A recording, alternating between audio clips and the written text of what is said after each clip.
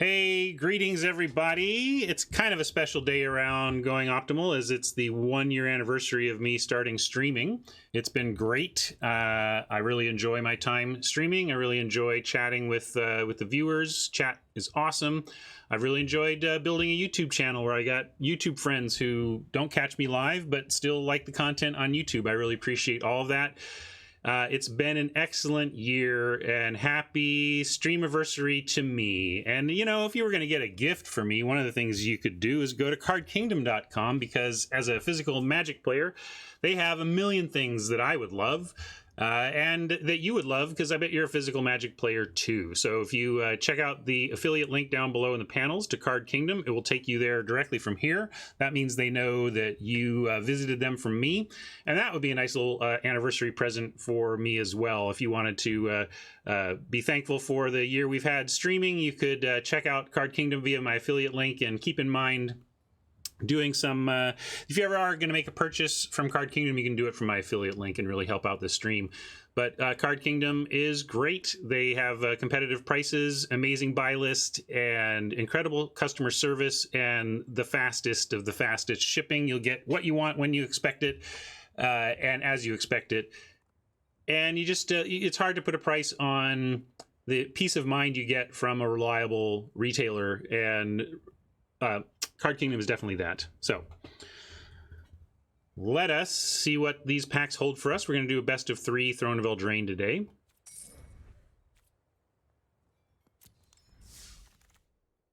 Hey, happy streamiversary to us. I don't think we've I got this in a sealed deck, in a Throne of Eldraine sealed deck, but I have not even had a Garruk in a pack of mine since. So obviously, we're going to take Garruk, and we are going to try super hard to play Garruk. And the good news is the rest of the green in the pack, there's a lot of it, unfortunately, which could put some bots towards it, but none of it is particularly good. Looks like the best cards in this pack after Garruk are Charm Sleep, Trapped in a Tower, Tactician, and then you start getting into like Tree Folk, Curious Pair, depending on your... Oh, Forever Young, of course, also. Yeah, Sage of the Falls. So a lot of good blue. 2 good blue cards. Anyway, I think trouble is the bots don't really like white, so it's not going to put them in white. But we'll take Garruk and really try and cut the black is what I'm getting at. Like the only other card in black card in the pack is Forever Young. So if we can do a good job of cutting black downstream, and we get to play our Garruk and hopefully get hooked up in the second pack as well. Leave me be, and you'll escape with your life. Maybe. Maybe. On that front, we can also... we're going to play Garruk. Like, I mean, we could take Charm Sleep and, like, end up in a mono blue mill deck or something, but I can't imagine taking Garruk first and not finding a way to play him. I haven't been too enamored with green-red, but Luis seems to like green-red. Here's a great red card. I just haven't had much experience with Grumgully, but it seems fine. Yeah, definitely can be splashed in base green. So that's the other thing. Keeping an eye on that. Even splash in base black if you get the eggs to support. Yeah. We could cut green with a Carver, but that seems... I mean, I almost rather just take the Slaying Fire. Do you like Grumgully over the Slaying Fire? I mean, if we're going to take a red card, let's take this red card. This just seems way more applicable to way more decks, and also is splashable. So yeah, we'll take the splashable Slaying and keep it moving here. See what else we can find. Ugh, this is not... Where's our support? I want our Garruk support. They're going to force us off Garruk here. Trebuchet has been a good card for us lately on stream. Curious Pair and Spider, again, they're fine, but you really... Third pick? Ugh. I don't want to take it third pick. Yeah, bots, don't do this to us. Like, Unexplained Vision is like the best card here. We can take Clover. Yeah, maybe just take Clover and Spec. I'm with that. Nothing else here is particularly good. At least Clover is wide open in terms of colors. Not like this, bots. Man, I really want to play that Garruk.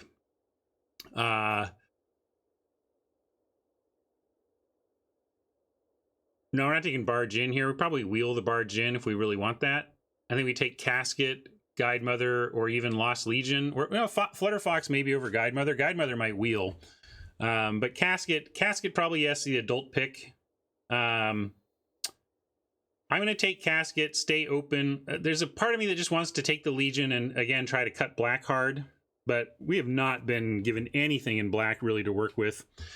So we'll take Casket and stay reasonably adult-like here in the face of this Garruk, but I still really want to try to play Garruk.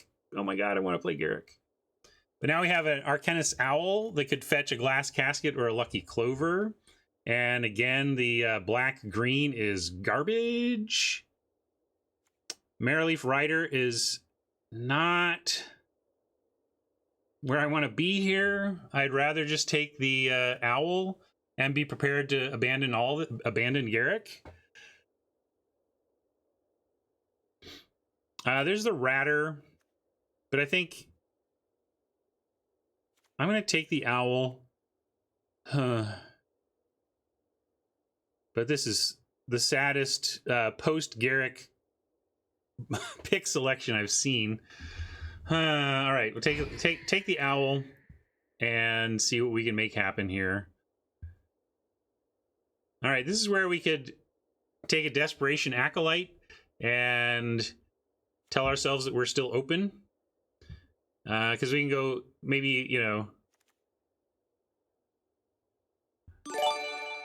Hey, Rush.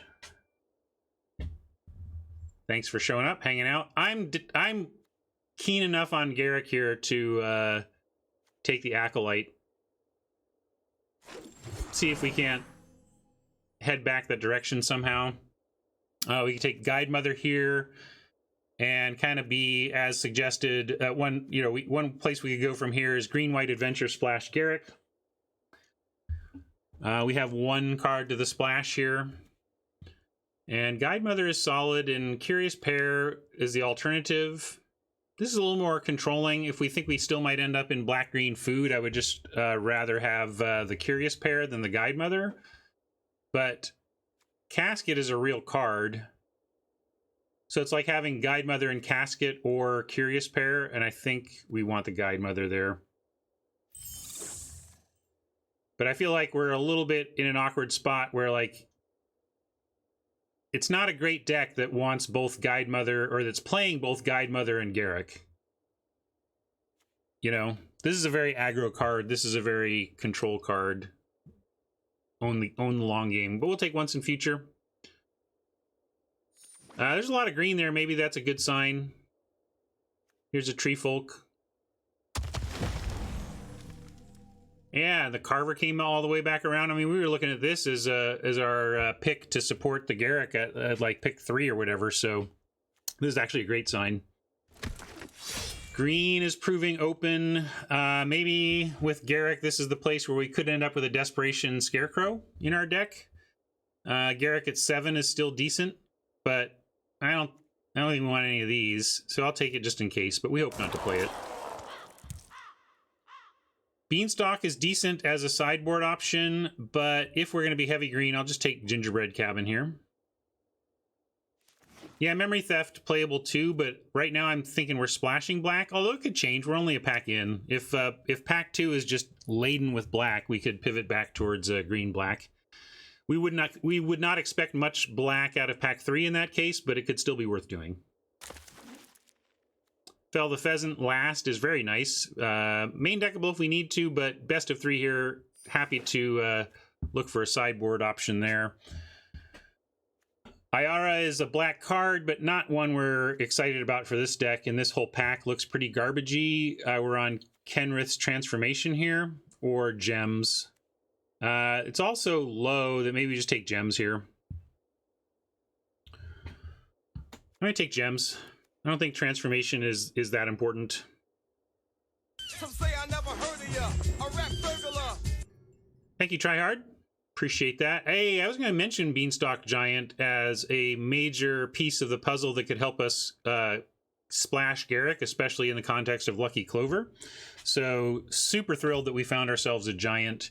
This is a card I would take over a rare. Like if this had been in our previous pack, I'd snap the giant over the rare draft. But no contest here, and maybe we try and wheel pheasant or treefolk. And we haven't even, you know, probably not playing this now. But really, we've got one black card, one red card, and 2 white cards. So our second color is wide open. We are not held to anything we've taken here. I don't think it's blue, but even if we found a great blue card next, we could take it.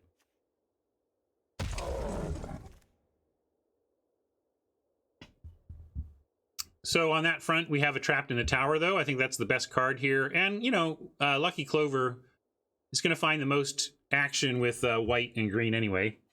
So let's take Trapped here over, like, this isn't a night deck, so this doesn't even count. Maybe we'll wheel another Fel, or perhaps a Ritual.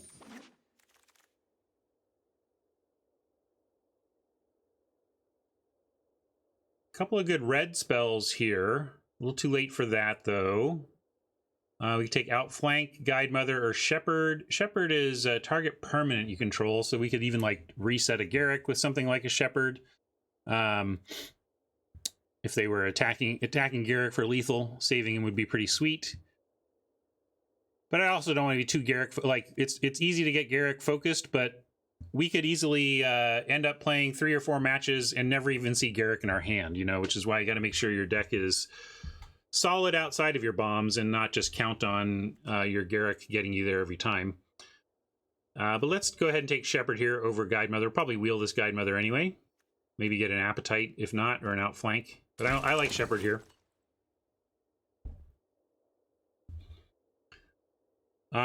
Reaper Fruit to lean back towards straight black, but we're getting pretty close to locked in on white here. Although nothing in here does lock us in on white. We can just take another Treefolk. Yeah, Shepherd does play weirdly with Clover. But you can always bounce the Clover itself. Like, bounce the thing you're trying to save and then bounce your Lucky Clover and recast it. Right? Because it's not, it's permanent. Heck, return a land if you have to.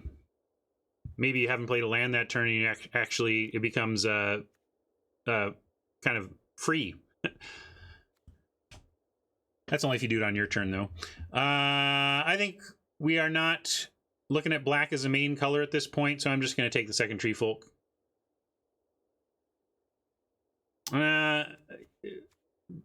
That's cute. Spending 7 mana to make 6 bears is cute, but we don't really need to do that. I would just rather have the more solid adventure plan of the Treefolk.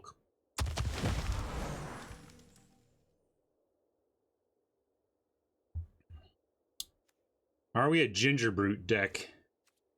Well, he's food. We're a little bit aggro.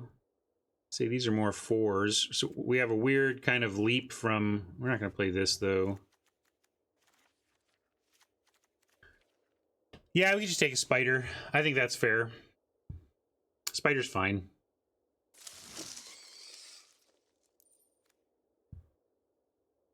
Youthful Knight, Halberd. Grab a Youthful Knight.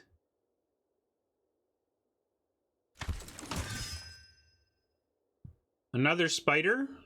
Not the worst idea. There is a Rider, though. 1 mana less. Fill out our 2s a little more. If we get some Curious Pairs to produce some food for it. I don't know, though. Maybe we just want another Spider. Maybe this is better at helping us get to Garruk. And this is best of 3. So I think I'll take a Spider because even out of the board, I really like having a second Spider available. Here's a place to take Rider or Tracker. We'll take the Rider. And that Fell the Pheasant comes back around. Throw that in the board as well. So we're pretty stacked against flyers out of the board. Ritual could make the cut here. Guide Mother did wheel as we hoped. So we kind of have a weird deck. Again, it's got this aggro component early, but then this just get to Garruk and we win component as well. I don't know. It's kind of like aggro green white plus, hey, here's Garruk.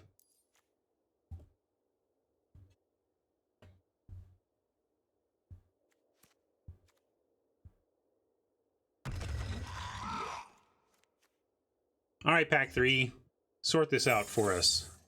Fae of Wishes for the gems, another transformation opportunity, and more really underwhelming stuff otherwise. Flutterfox is okay. Probably just going to take gems here too. I'm ready to take something in the uncommon slot that's like Beanstalk level, but nothing here is worth it. Glass Casket even I might do it, but I'm just going to take Fae.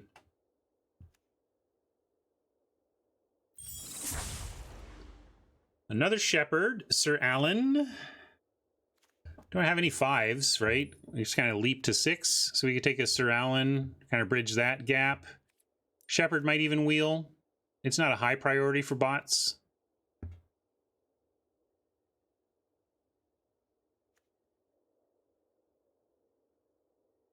Yeah, I think I'll take Sir Alan. Whenever we end up green-white adventures, we keep getting opportunities for Oakham Ranger. We'll take it, despite Luis being correct that it is not great. Was talking before with chat about how much better this card would be if Bring Back were just 3 hybrid green-white instead of 4. I think it would still be fair. Creating sorcery speed 1/1 human tokens for 3 color required mana is a fair cost, and then this card would like be great. But yeah, the Clover makes me a little more excited about the card because making 4 white human tokens is a lot better. But yeah, we'll play it. We'll take it and play it here. It fits in this deck. Curious Pair does as well over a prized Griffin here. Would love an egg, or like right now we have Rosethorn Acolyte and Beanstalk Giant as our only splash enablers. I would love one more thing like an egg, another Rosethorn Acolyte. That would be great. Let's see if we can pick one up before we close this out. We're just going to take Scaldron here. Rally for the Throne is, not great.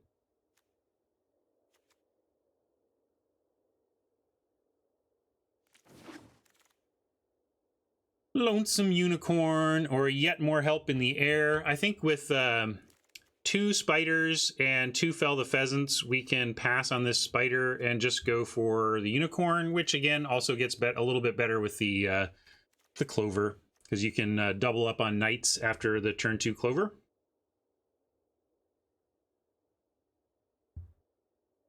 Good Time Zone Foil King. I turned it on. Let's see if I need to do anything. Yeah, looks like it's working for me. Unicorn it is. Another Guide Mother. Sure.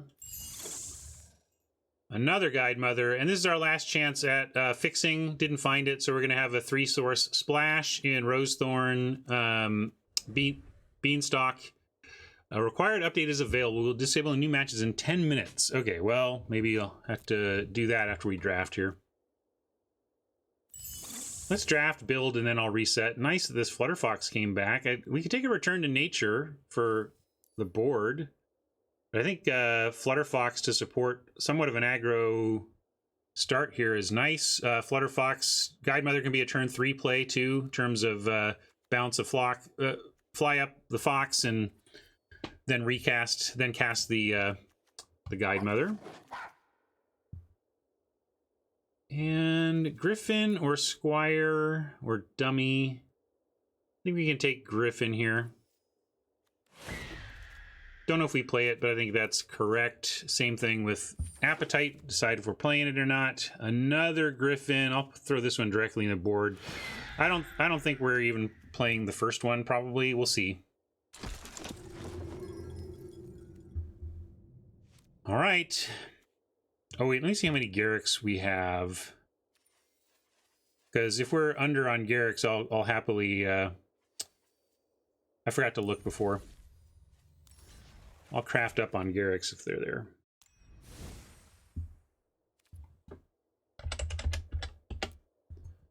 Yeah, let's do this. I think we can do 1 swamp.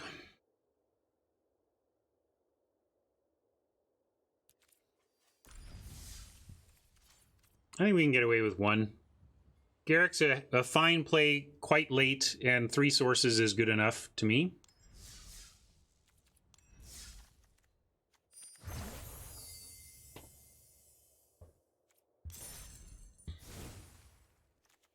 All right.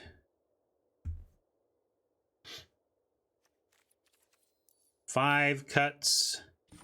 We're at 19.9 on our split. Cut this memory theft for sure. I think we cut the appetite. Wish we had more adventure combat tricks. We really didn't end up with many of those. We have just the carver. But with glass casket, trapped in the tower, scalding cauldron, and carver, I think we're doing enough on that front. Thank you, Nantuko. I'm gonna cut a guide mother. I kind of like running all the guide mothers, but maybe that's too many.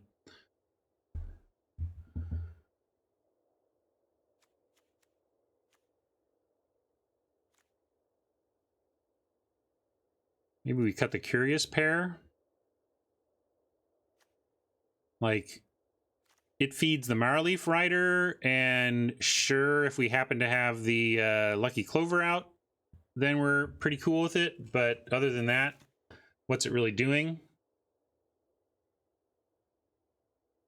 Fox might not be flying much, but between Cauldron, Clover, Trapped in a Tower, Glass Casket, and if we play it, the food from Curious Pair, all serve to make it fly.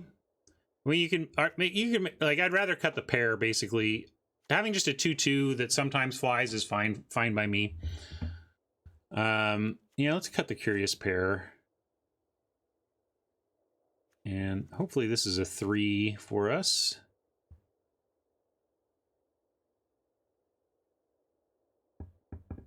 Cut 1 Tree Folk, but it's part of the Clover operation.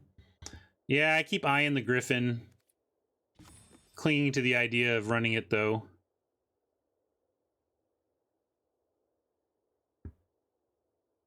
Yeah, let's cut Marleaf and really focus on white as the main color, but not so much so that we don't, you know, like we can do it like a 9-7-1, maybe.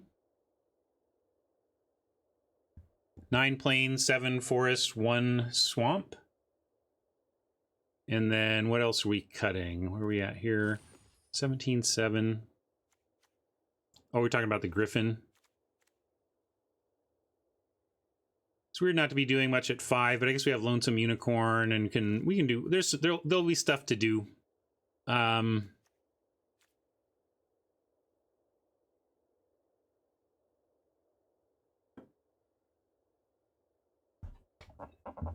Silver Flame, you like cutting Silver Flame over Griffin?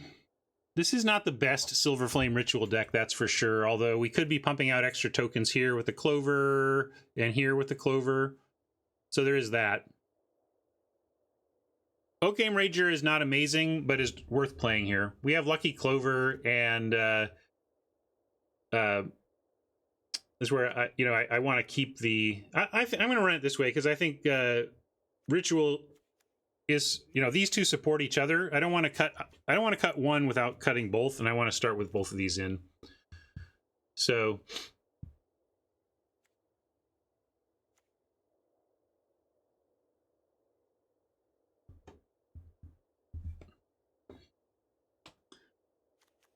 Is that a mother reference for Danzig? Is that what you're thinking? Yes. I see you self-referenced next chat.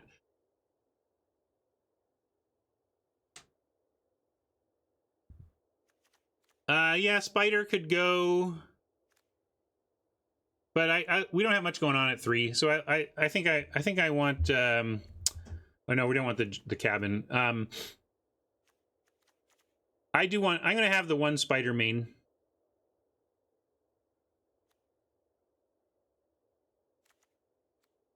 I like having a 3 mana flyer defender rather than putting our defense at 5.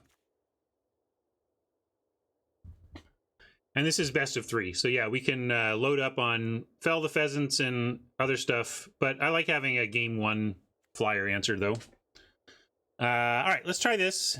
And all right, I will, to get things going, we'll call it Danzig.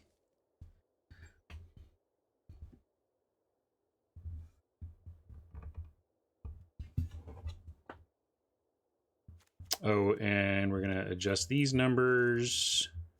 Boom, boom. Definitely like this. I think we just go like this, though. I think this is the right mix.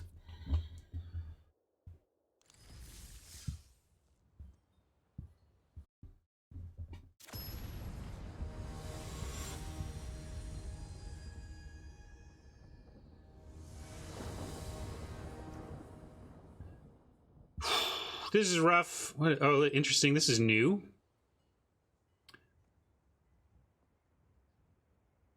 I don't think we can keep this.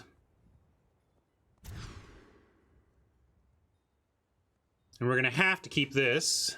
And what do we pitch? Well, we've got Guide Mother into Fox with Trapped in a Tower. Probably just get rid of the Carver. Or yeah, I guess the Ranger. Ranger with the Swamp is pretty far off and not a great card anyway. Good call. We'll hopefully find a forest to turn on this Carver.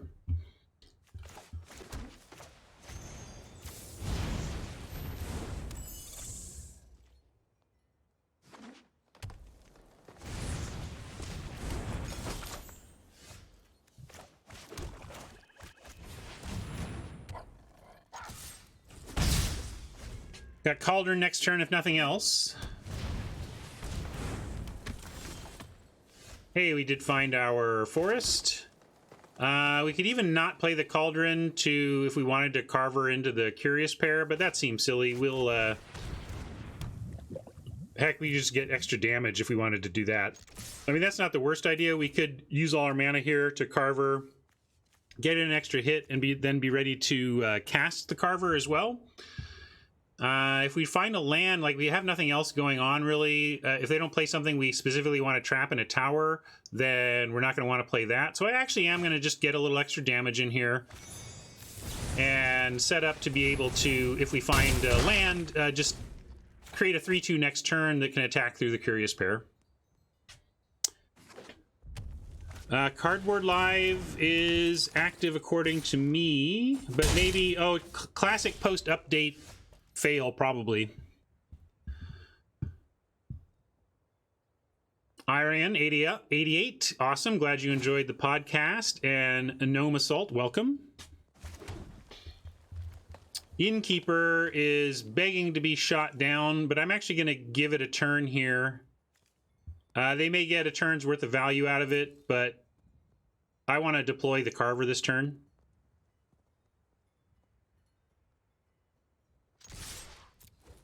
The other thing is they don't have an adventure creature waiting in the wings. If they want to get value out of the Innkeeper next turn, unless they happen to have something like a Curious Pair, they're not going to be able to get both sides of it in one turn.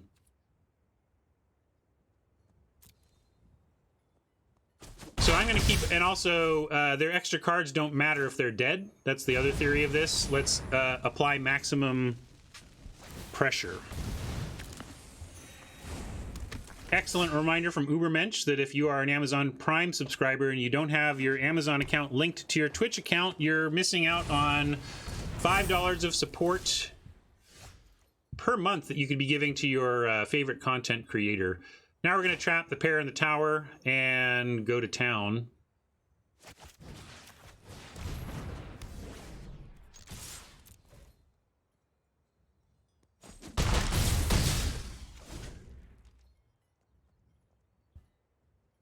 Still ignoring the Innkeeper because still not seeing an adventure creature they can actually cast with it.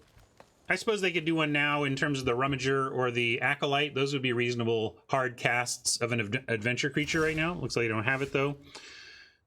We do have the Plains for Cauldron. They're not dead. But also, if we give them a chump this turn, they're going to save 3 damage, and then next turn have Tree Folk, which is pretty big on the ground. So we are going to go ahead and kill the Innkeeper now to get extra damage in here. Or try. They could have a response.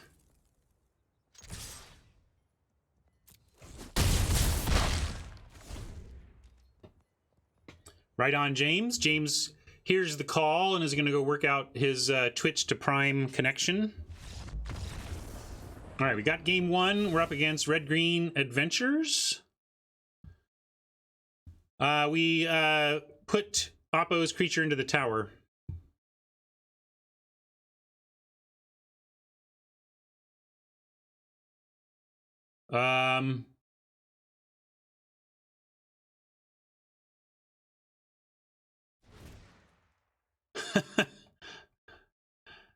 Can we just bring in this Boros deck? Is that...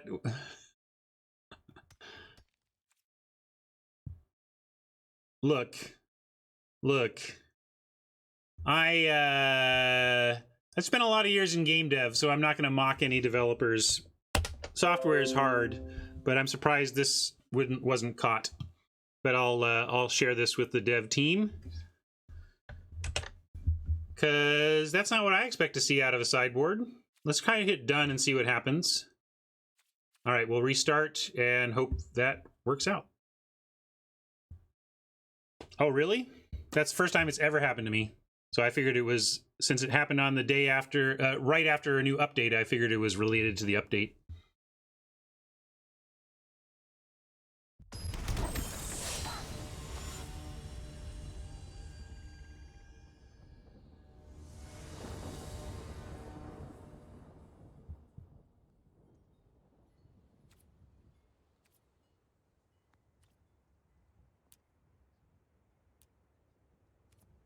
Uh-huh.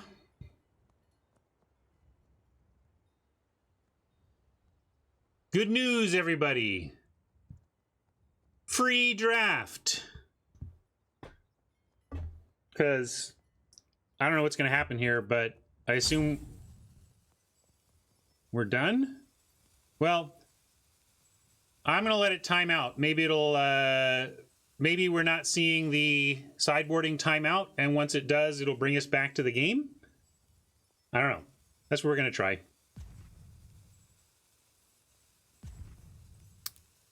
We can concede.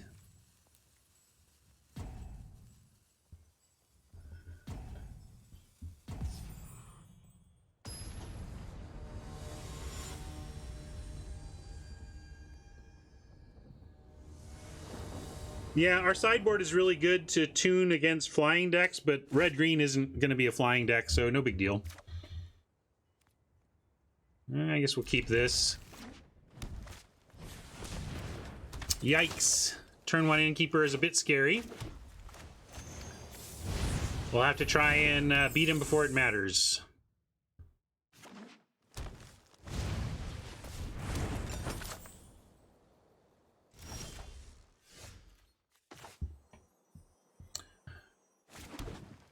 Might as well Guide Mother here over Carver.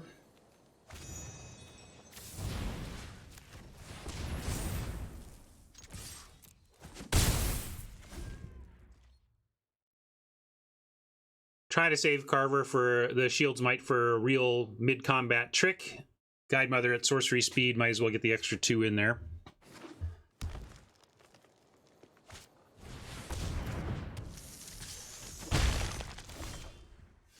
All right, well, they found a spider of their own. Pretty good against our deck. We're going to have to find some ways to break through there. Carver is not enough, so we're going to go with an Acolyte here.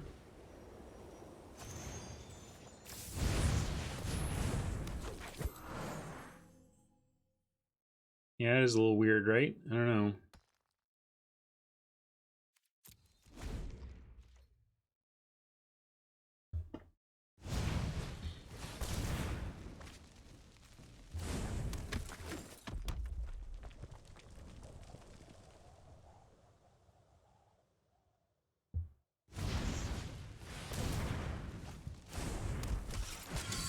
Exile Zone has a new effect on it, yeah. All right, well, Sir Alan doesn't suck. see what we can do with a 4/4 first striker. Hopefully they try and just chump with the spider and we get to Carver our way through. Could even attack with Sir Alan and the Guide Mother, since the Guide Mother would be a 2/2. This would be a 3/4. Well, I'm counting my eggs before they're hatched. We need to untap with Sir Alan first.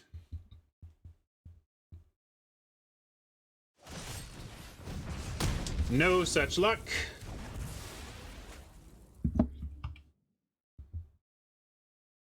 That's rough. That was a big game to get through their current board.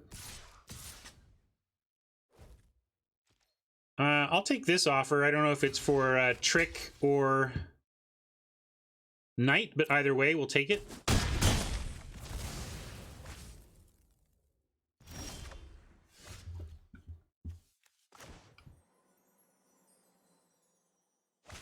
Getting quite flooded here.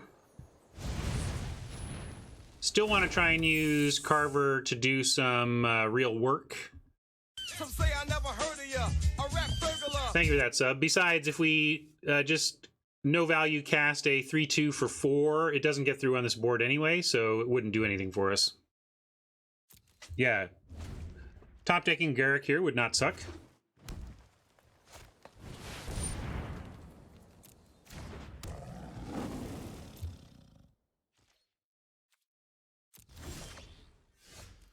Flooding out quite a bit, and now we're going to have to double block and try to Carver to take out this Keeper. But that the Shield's Might plus our 2 creatures gives us 5 power, which is enough for the Keeper.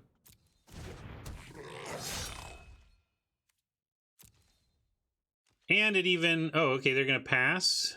Interesting. They have to have quite the read there to not attack with the Keeper. Maybe we tipped something earlier with pauses or something.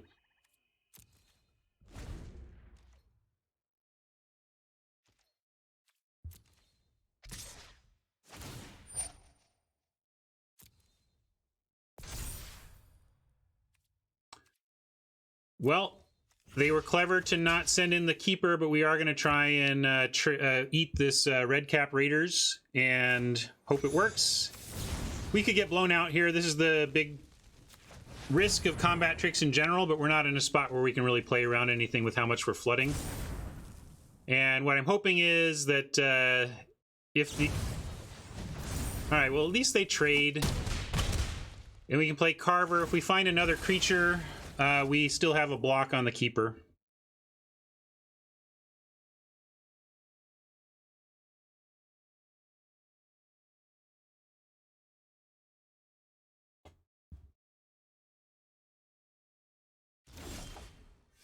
Yeah, that qualifies. Can we do it all? Yeah, we can do this and a 2/2. Could have also done just Unicorn and 3/3, I suppose. Or, sorry, Knight and Unicorn.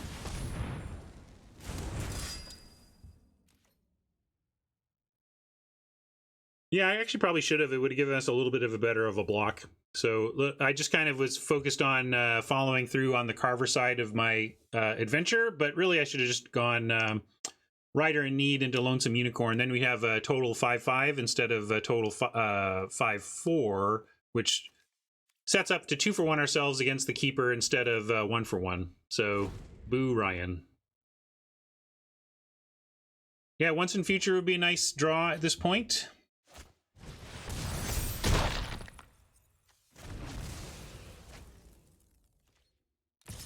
So we're going to take this. They outmuscle. And now we need Unicorn, Guide Mother, and our Knight to take out the now 5/6 Keeper. And Oppo getting a crap ton of value off the Innkeeper to really make things rough on us here.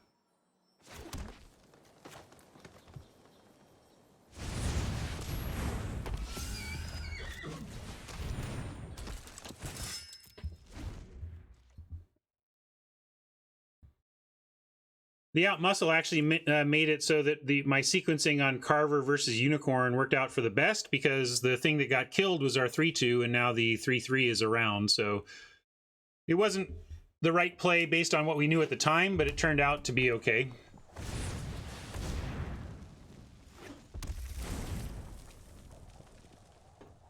We're just going to lose. We're losing the innkeeper value here. And I don't see how we overcome it, honestly, without Garrick. I mean, I suppose we could get Garrick and find a way. That's correct, Nantuko. We pack one, pick one, Garrick, and then saw basically no black for the rest of the draft. So we did what we could. I guess with Shepherd, we'll wait. We could, let's see, 4, 9, 1 on Shepherd to return this. And let's see how they want to attack, and we'll save the Shepherd. I think bouncing the Unicorn on their turn during combat could be good, but I want to give them a chance. How many cards left? Neither of us. I mean, 18 to 23, whatever. It's not. This is not really a library-based matchup.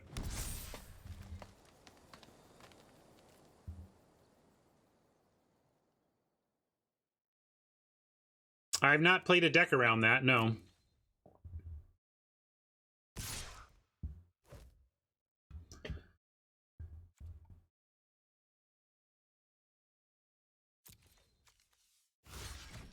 I'm gonna pile everything on.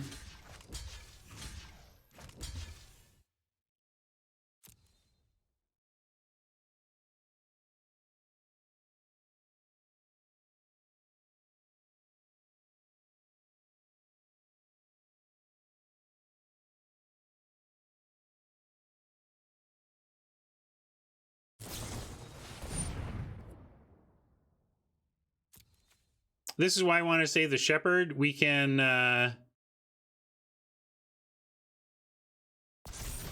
turn this into a little bit less of a blowout, just a little bit. 2, 3, 4, 5, 6, 7, 8. So close to still having enough.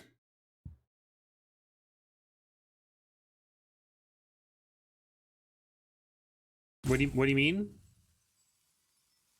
Oh yeah, he was talking about during our turn.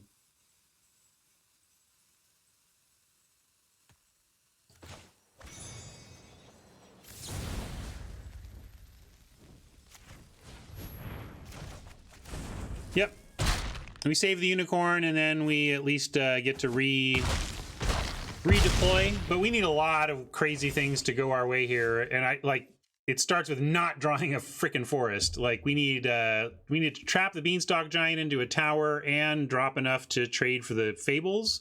Then we'd have a chance. You know, this is where I think a lot of players stone give up. We get a lot of scoops in situations like this. Now, we probably could scoop, really, having drawn the forest. But I'm just saying this is the kind of situation that looks so hopeless that people just give up on. But hey, you're a removal spell away from taking care of the Giant, some double blocks away from taking care of the Keeper, and then you get some lucky draws. And hey, you're only facing some 1/1s, and, you know, you can dig yourself out, is my point. And a lot of players give up too early. But we do get to cast everything here. Yeah, block and bounce is reasonable, Nantuko, but I was somewhat playing the can't beat a combat trick game there. I mean, so if we do your play, block, bounce, and then get some extra blockers now, I guess then maybe we have enough to pile on, but even then they have food. They could have made this a 10-11. So it was going to be tough no matter what. Here.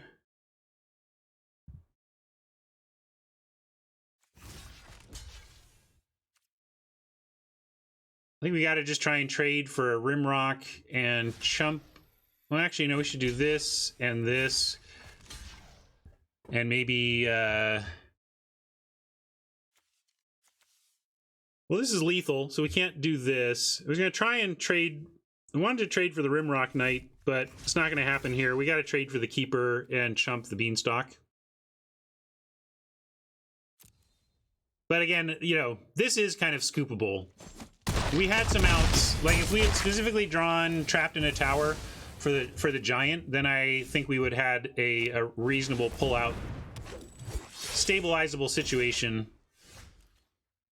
Casket also just not enough.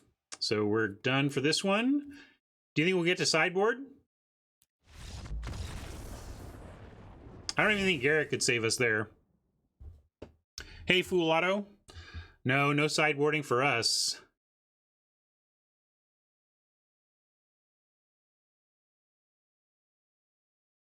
Well, while we wait for this clock to wind down, I'm going to go get a beverage. I'll be right back.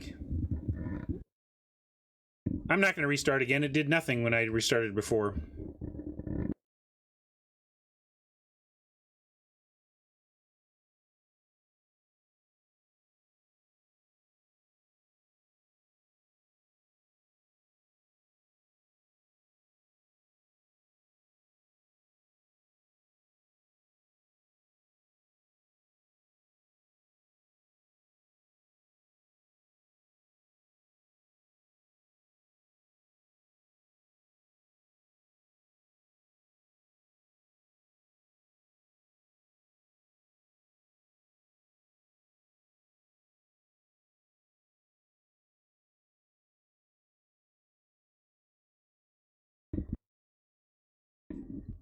Updates are supposed to improve the game after they solve all the issues that they introduce with them.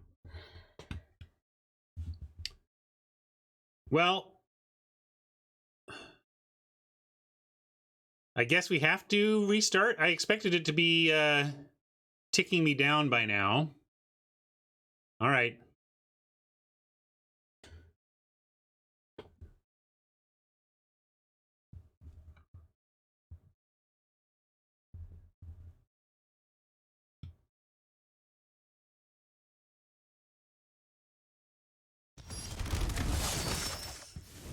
I don't do any Secret Santa stuff, Fiddles, but I have a good friend of mine who does the Board Game Geek Secret Santa, and he loves that as well. No, this is what happened last time after we restarted. We heard the fuse, and then it took us there. We have not yet heard the fuse ever without a restart. I don't know. Yeah, lots of people are reporting this problem, that they experienced this problem before the update. I never have experienced it before the update, but also people who experienced it before the update said that restarting fixed it, and clearly it's not fixing it for us. All right. That spider was among the most important cards that Oppo played last game. We might have been able to get there with spider power, but not, or with air power, but not against that spider. Glass casket for the spider. We're going to keep this, find our green source, which then in turn lets us cast our Garrick. So we're going to keep.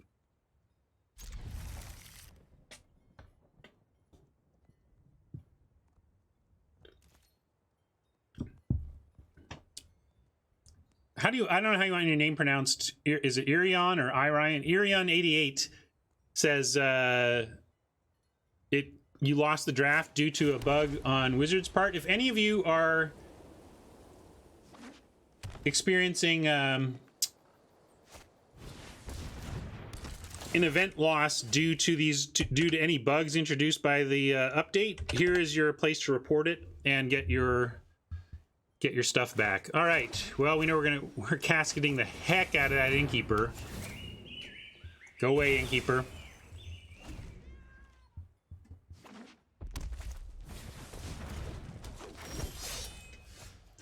Got our swamp before we got our green. I'm gonna go with another plains though.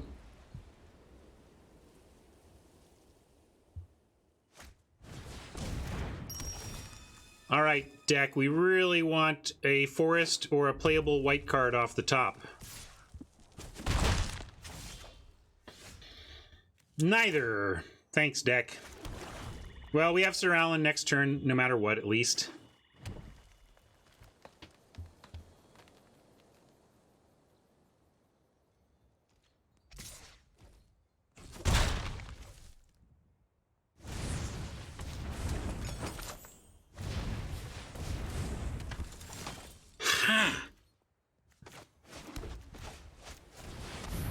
All is forgiven if the next card's a forest deck. Come on, forest on top.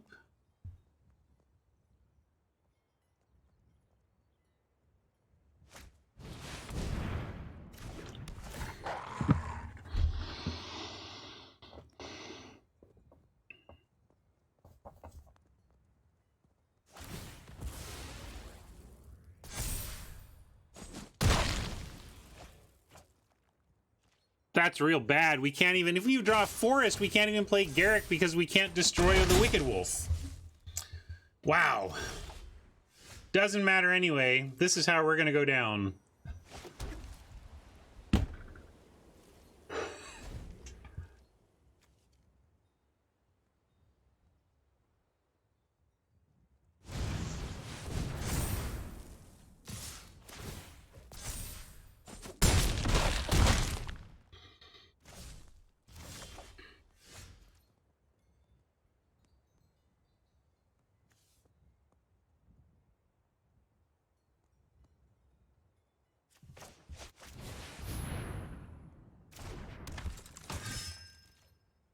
This is seriously bogus.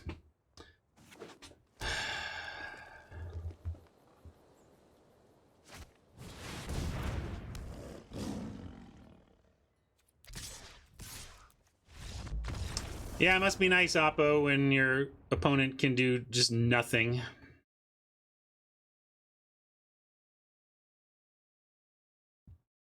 Seven.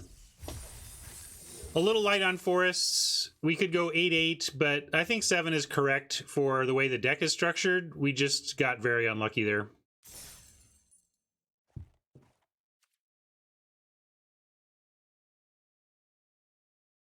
I'm pretty tilted. But I may put in, like, not being able to sideboard is a real penalty. What?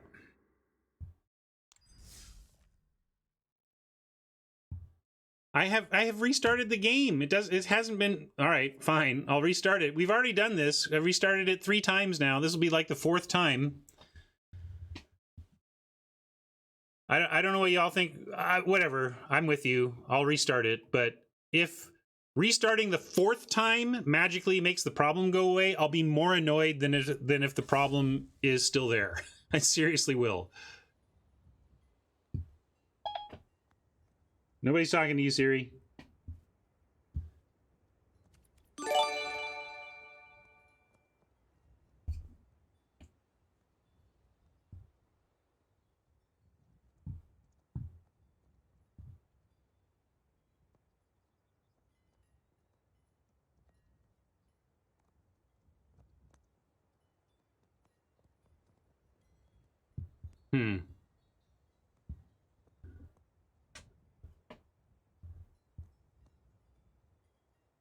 In a round. Oh, well, okay, well. Hasn't been working for me. And we started off with a frustrating as crap loss. I hate losing under basically any circumstance, but that was particularly painful.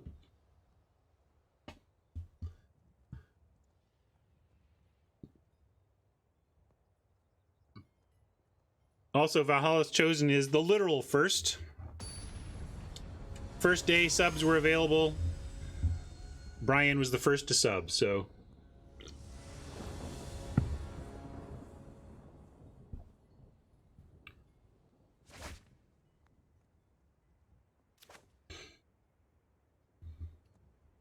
Well, this is more kind of whatever, but I'm going to keep the flood risk here. We need early action.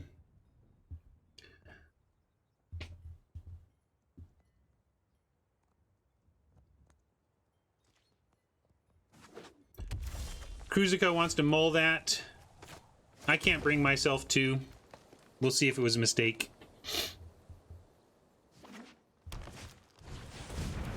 Or rather, that's being a little results-oriented. We'll see if I'm punished.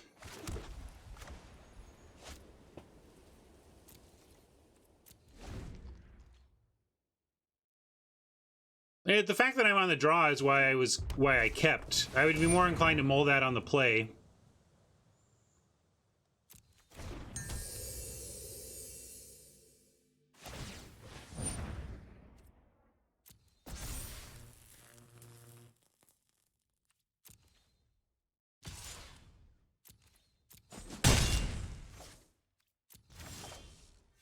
All right. Not punished too hard, although if we're worried about removal and costing us the ability to cast Garruk, we could, like, hold off. But, I mean, we're not blocking here, for one thing. But I think we should just run it out and hope.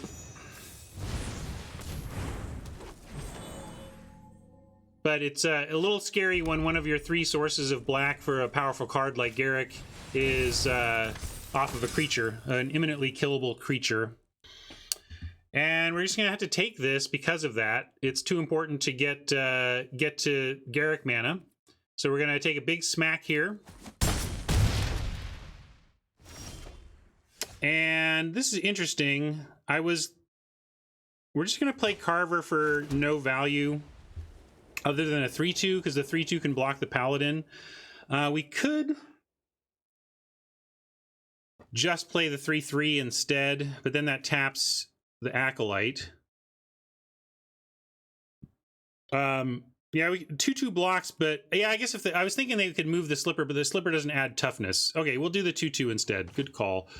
I was thinking of the Carver because I thought we needed 3 power to be able to trade for the Paladin, but even if they move the Slipper, 2 power can trade for the Paladin, so we'll just create a White Knight creature, and then we actually have the +2/+2 available.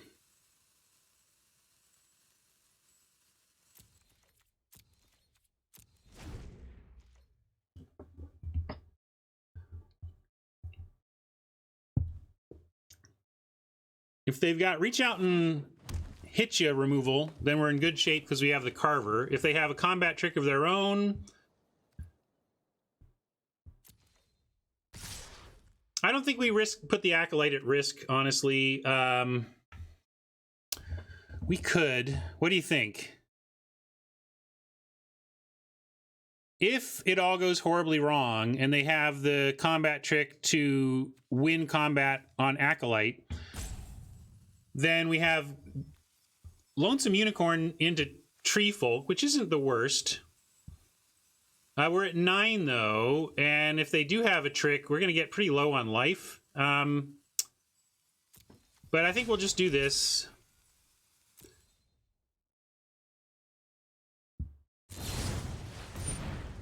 All right. Paid off.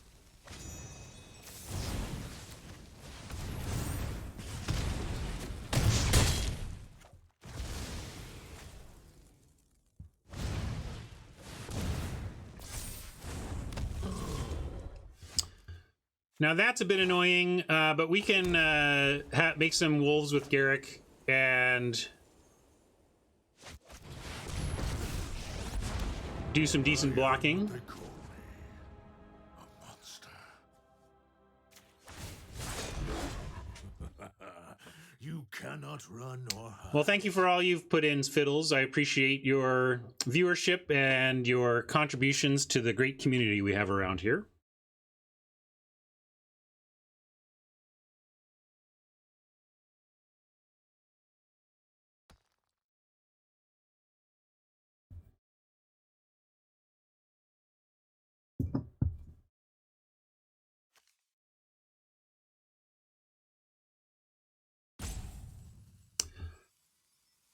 Don't count your wins before they're hatched, Fresh.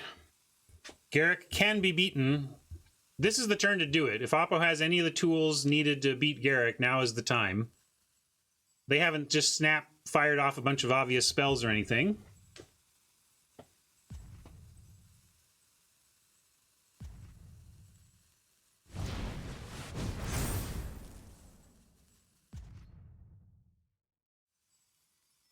Interesting.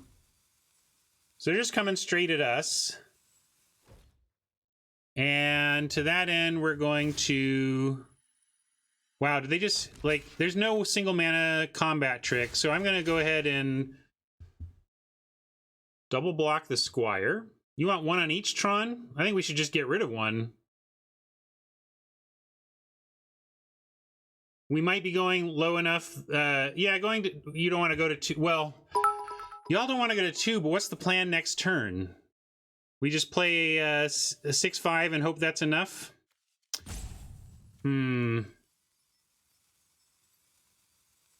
All right, all right. This is an interesting question, though.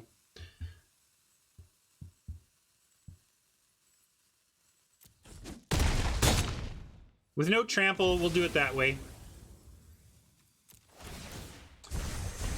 That's what I was thinking, Brian, but Chad is correct that if this card that we don't know about can do some damage to face, it would be silly to lose this game because of that.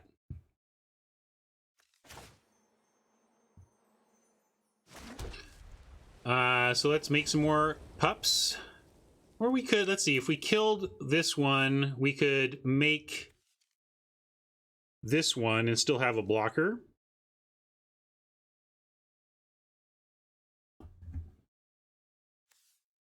All right, they haven't shown the ability to deal with the pups, so yeah, we'll keep making pups for now.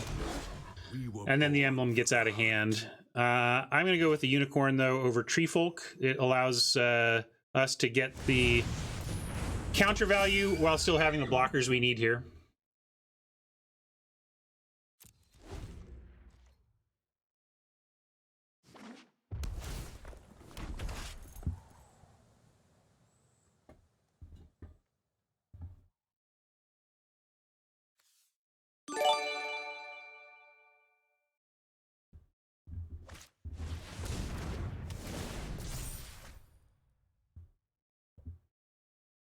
Yeah, Acolyte is totally expendable.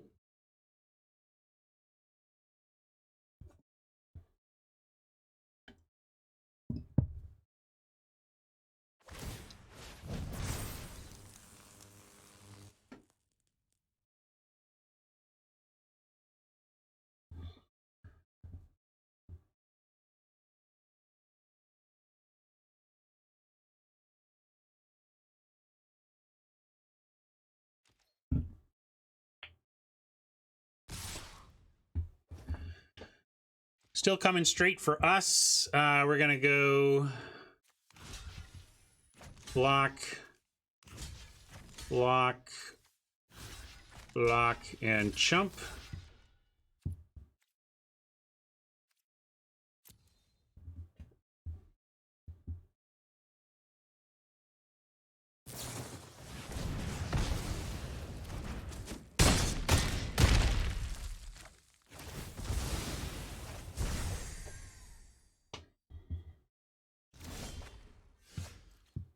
Still fine. We will make more wolves, make more dudes. You cannot run or hide.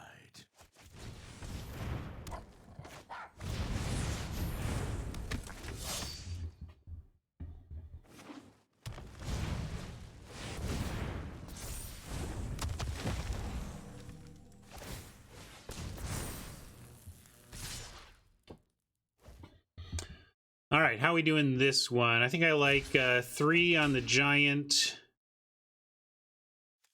And then just chump here, since we can't get to 5 without the chumps. Or even with the fox. Oppo doing their best. I think it's admirable that they are toughing this out. It'd be amazing if they can beat this Garrick. Double block a bigger one. We can do that now.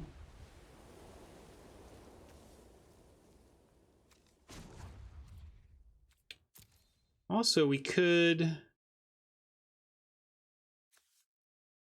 Now I'm just going to destroy the tree folk. And good, that gets us straight removal on the squire. And now Oppo probably gives it up.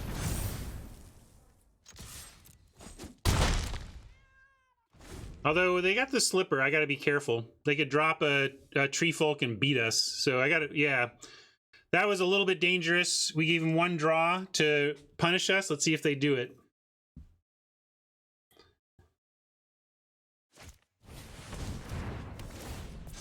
Yeah, I think you all were correct that it was not correct for me to attack there, and I got away with 1. We'll be more circumspect now. Could even just go emblem here Guess we'll do that next turn. We were born for the hunt.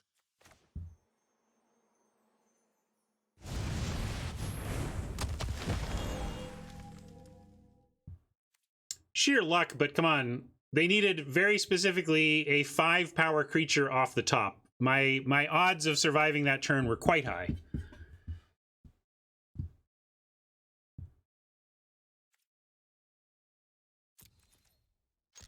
I still agree that I shouldn't have done it, but it's not a huge luck sackery thing that I did not get punished for it, is all I'm saying. Shep can bounce walkers. Return target permanent you control.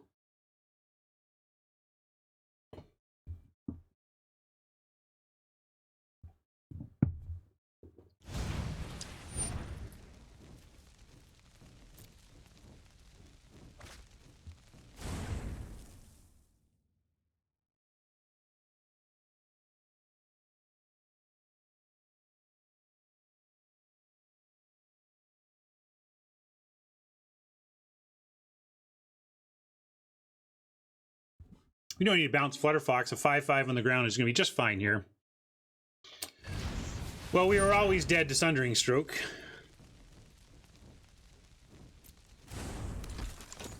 If we want to name cards we can't beat.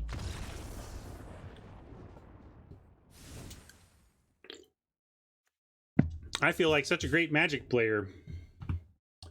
I played Garrick.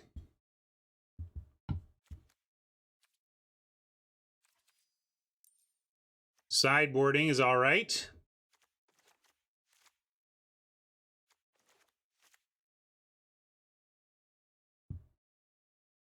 Do we want to? What are they doing?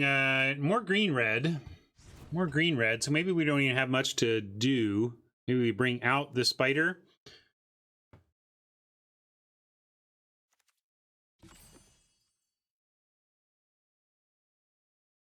Bring in a griffin.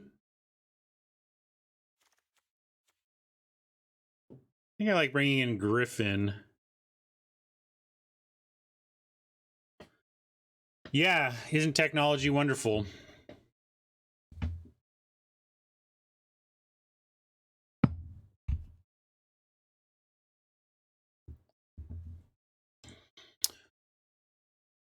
Anybody like anything else here? Put a rider in. I don't think so, though. Yeah, I think this is good.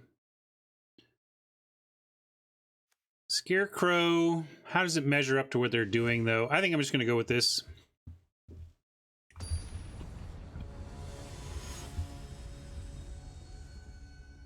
It's gone in different directions in the life cycle of the product, but I don't think it changed like today or anything.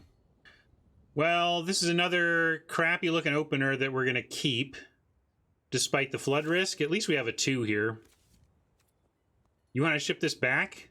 I want to keep this, but I'll poll it. We can take a quick poll on keep versus mull. But I think this is a pretty greedy mull, frankly, if you mulligan this. Like, we have a play, we have a 5-drop that we know we can get to. We have both of our main colors. Like, yeah, we need to draw. If we just draw nothing but land, we're going to lose. But as I've said before, everybody needs something on the top of their library.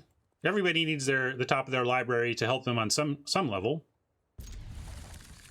or you're going to lose.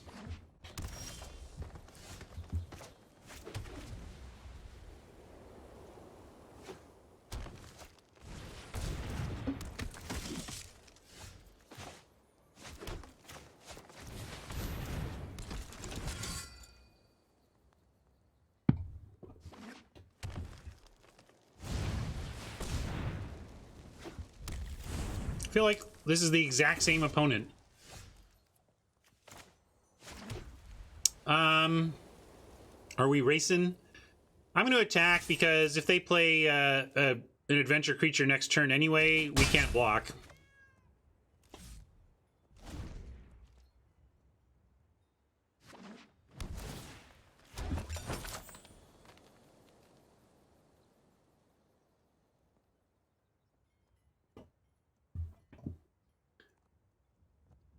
What I would love is something at like 3 or 4 mana to do next turn, because Silverflame Ritual and Once and Future are not really plays next turn.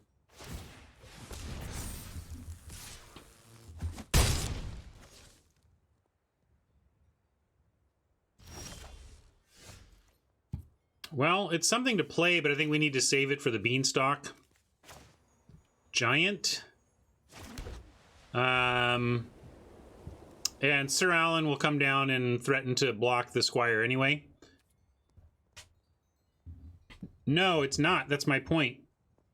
This is not the Wicked Wolf opponent. You would Ritual just to make a Youthful Knight? I mean, it does become a... it does become a 3/2, but I don't think we want to use that here for 1 extra point for a few turns on the Youthful Knight. That seems premature to me. Casket does not hit Giant, no.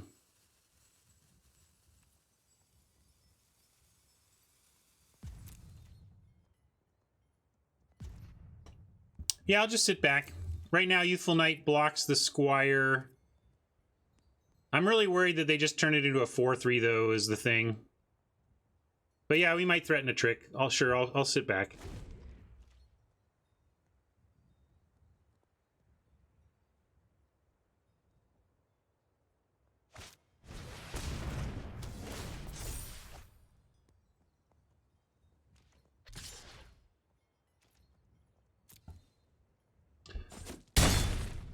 The reason I didn't want to do that, Kenyon, is, you know, we have Sir Alan that's going to come out and do the blocking we want to do anyway.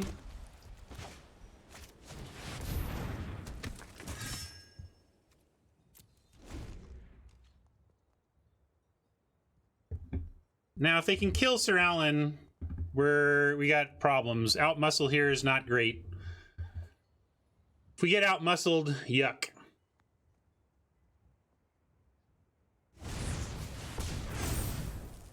Still can't attack. We got 6 points of first strike hanging out.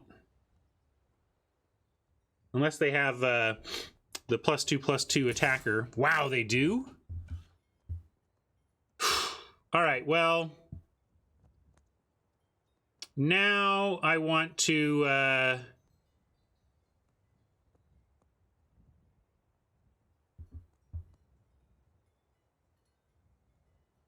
they might not know our first strike works, but I would assume the barge. Yeah, barge in wrecks us here, like big time. No. No, I did not.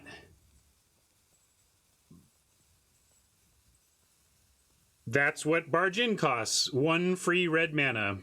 I'm going to assume barge, and we have a great turn next turn.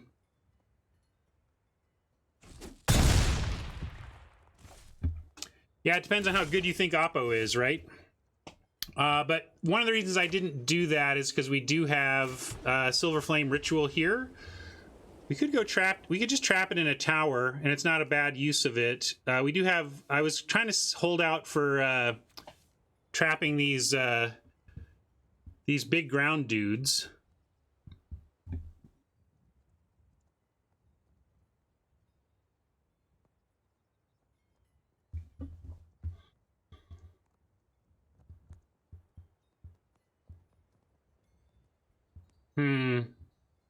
Yeah, we do. So let's go Silver Flame here.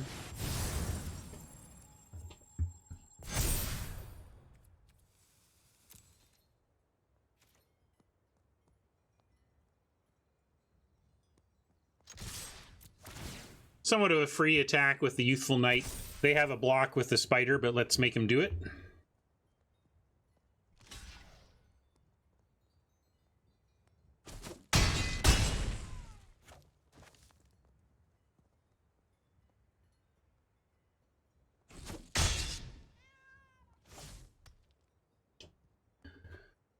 I'm going to drop the Clover and hope that 9, threatening 8 power of first strike will be enough to deter this Squire.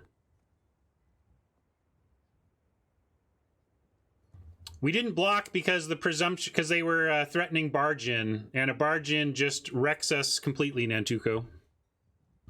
It is possible they were not reading the double first strike, but we did not want to risk barge in, because barge in wins the game there if they have it.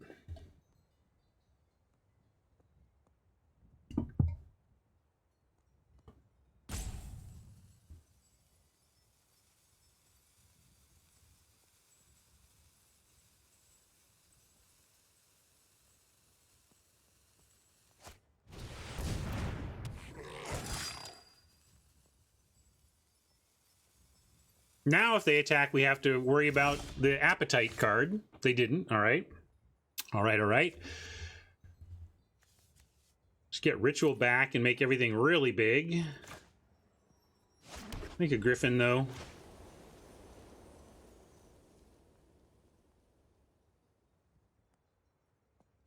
It only gives trample to non-humans, but sure as heck gives +2/+2 to humans.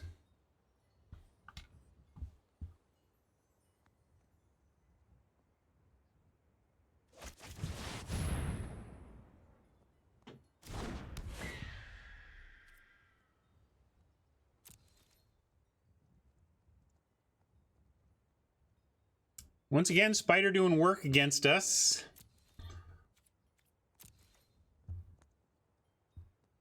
We have to trap that in the tower eventually.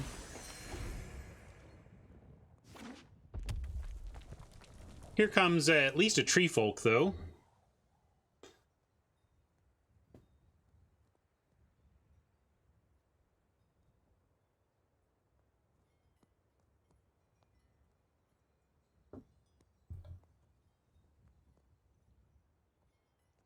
Yeah, I let auto tap reveal a little bit, but frankly, working around the auto tap revelations is a revelation in and of themselves, so. 4. We have 4 guide mothers in the deck.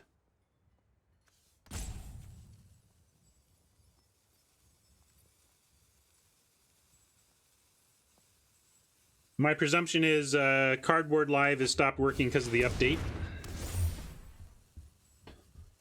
Huh.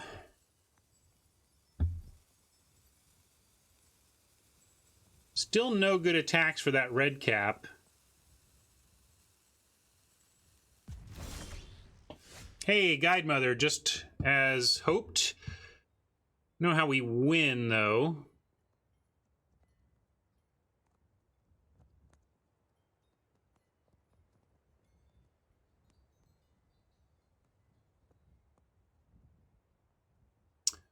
Oh, yeah, let's see. So what does that get us? 3, 4, 5, 6, 7, 8, 9, 10, 11, 12, 13, 14, 15. I see 15, not 16.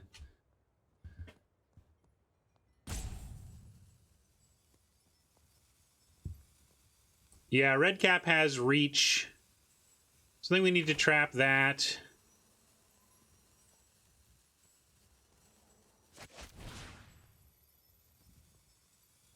Yeah, I'm still nervous about these, but we need to start trying to go for the win here.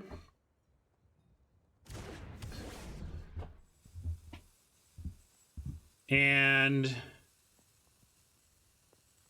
oh yeah, Sir Alan pumps. That's true. But then they have so they have a forced block on the spider, but they do have slippers, so they could just beat us. Well, they have a block though, folks. They can block with the spider. So we can force the block, but we don't get 17 damage. I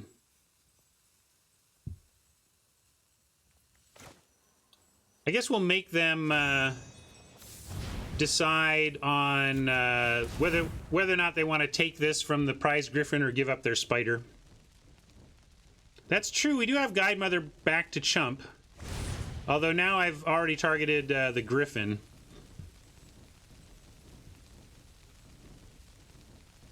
So I'll do it, let's do it like this.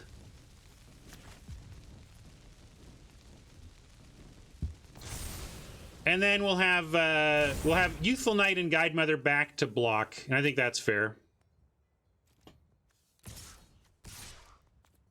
I don't want to leave Sir back because we already think they have the pump spell anyway. No, we had to trap Spider because it also had reach, Razor.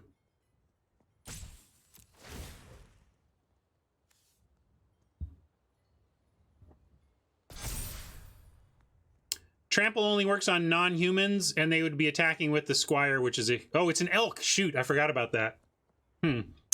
Still think we should have enough toughness to defend, though. I guess if they find another land and can make, like, a Tree Folk attack and a Squire attack, we may be dead here. And also, yeah, they totally shifted my player info. See how going optimal is indented to the right? This stuff was supposed to be justified to the left so that you could see that we have one win to the left of my stream info.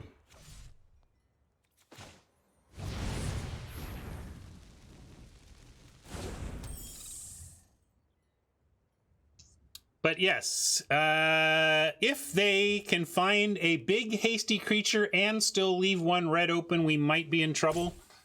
But as long as we can chump our way, we should be okay. Ooh, that could actually be exactly what I'm talking about. 4, 5, 6, 7. Ooh, they could have Xaxes here, folks. Play the giant, put the slipper on it, attack with both things, and pump the unblocked one for the win. Yuck. We took a shot. I think it was reasonable, but now I think we're going to lose to Bone Crusher, Hasty, and this being the Barge In. Barge In for the loss incoming. Oh no, we were misreading. It was never Barge In. It was a bluff by Oppo. Well, it's a good one. I think we were correct to worry about it. In general, if the bluff, if they have it, you lose, is a pretty good bluff to run.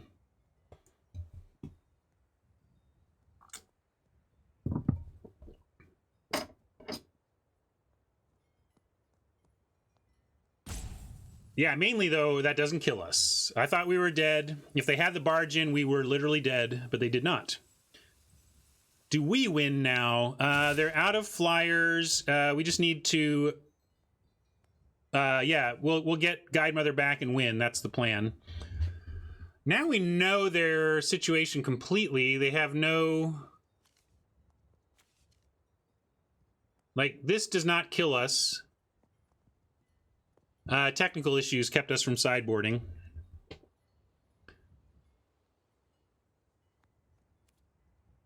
I think we can just no block. I'm just trying to make sure I'm not being dumb here, but we can go to 1, right?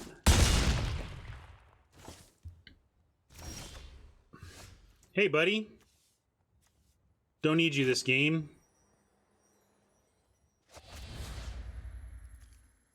Just got to make sure I choose the right one. Return this to our hand, and this to top of library.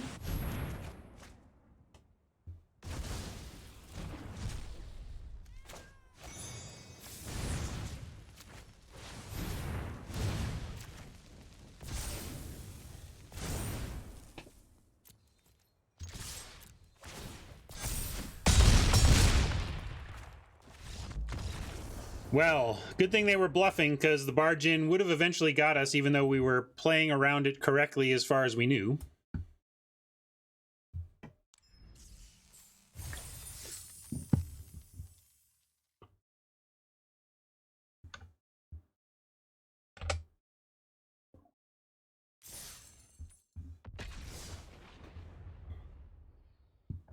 Thank you, Fool Auto. But well played by Oppo 2 to give themselves a few draws to try and stabilize, catch up, finish us off. Not stabilize, more like finish us off before we stabilized. And their bluff gave them a little time to do that.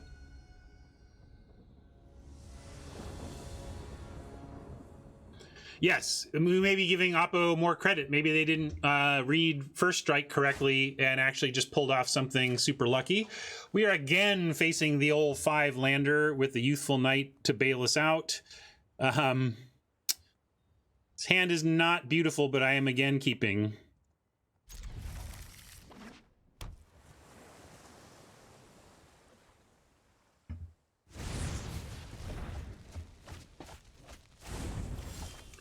Of course, mill 3 out of 4 action cards to find us a land. Just about right.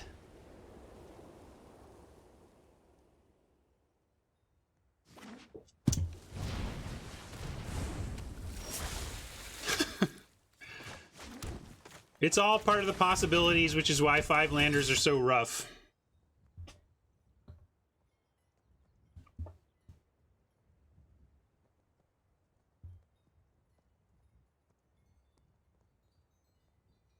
Why don't I draw what I want when I want to?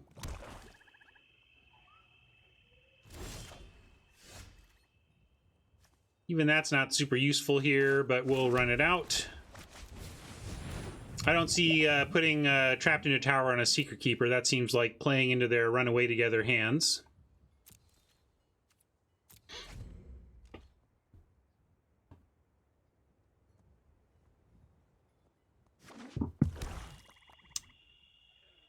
No, we drafted it pre-patch and then patched and started playing.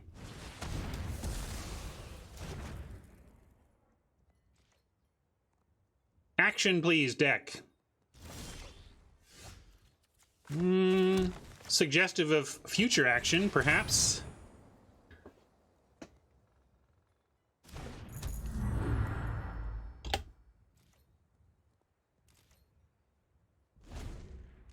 Yeah, this hand is showing how badly Reaper sucks, right?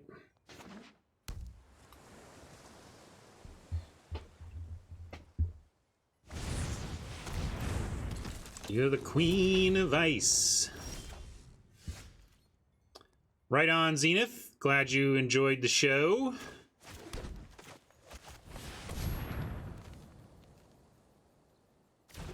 Well, Secret Keeper is common, and you can split up the cost over 2 turns, and that's not nothing either. Being able to turn 1 the Venture Deeper side and slot in the 0-4 some future turn when you have the room is really powerful.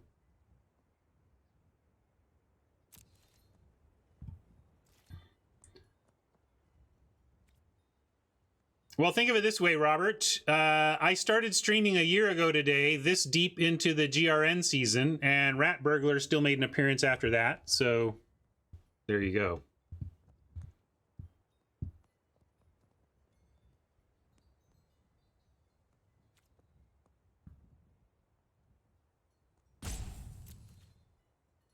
I'm not going to use Trapped on the Queen either.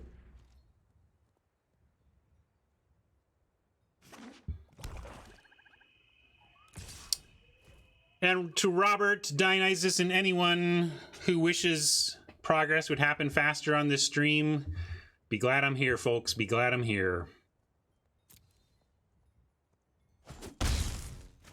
So go make them, Robert. Many of my memes come from wonderful viewers like you. So if you miss the memes, I welcome you to submit one.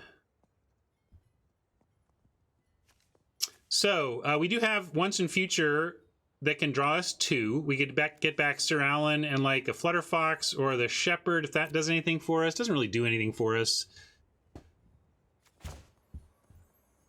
Also, they seem pretty likely to have counter magic here, but also at what point do we make them have counter magic? I guess we could Scaldra the Queen. Maybe I'll do that. Let's be a little bit patient here. Maybe they'll tap down. This is an instant.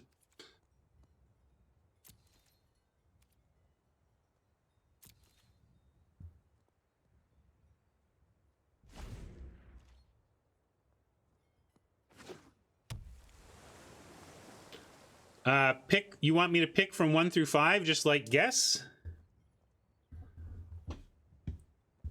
2. Yeah, today is my 1-year streaming anniversary.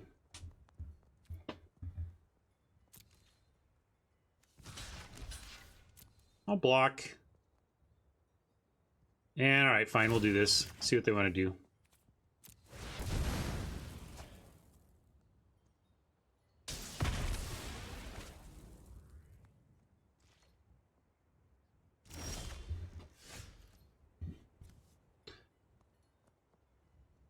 Kenyon with the math joke. Well played, Kenyon.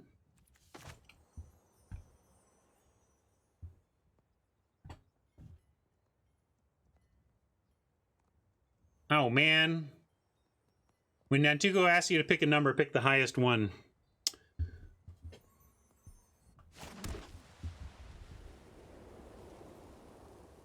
Well, this is awkward. We can't just sit around here waiting to lose, but I just feel like if we go for the once in future, we get countered. I guess I'll try a once in future at the end of their turn, and then if they counter it, at least we have the chance to untap and maybe find something. Or actually, here, you know what? I'm going to start here. We'll do this.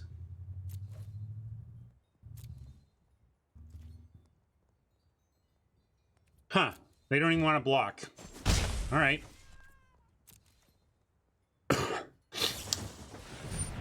Fairy Vandal. Nope, you get it.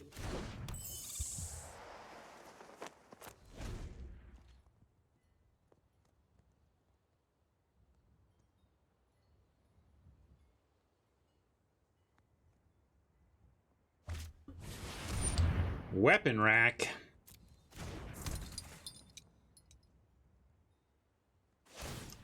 Note the combination of mana they have left themselves with in their sequence of play.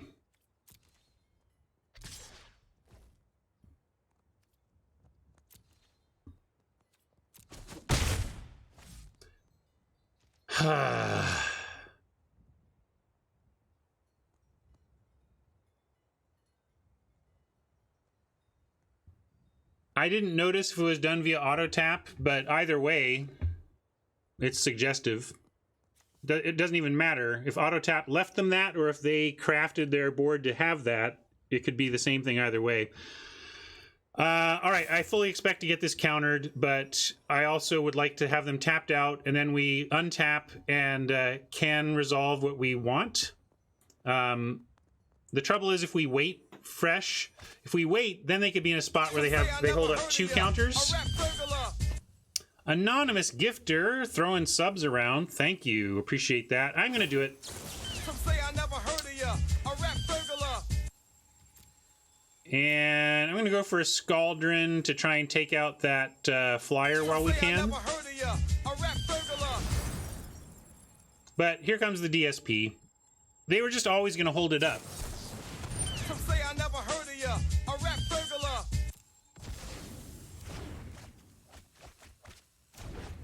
So all part of the plan. Now let's find action. F you, deck. Help a guy out, would you? All right, we're gonna just sit back though and try and eat that Fairy Vandal. I guess they just won't attack with it though.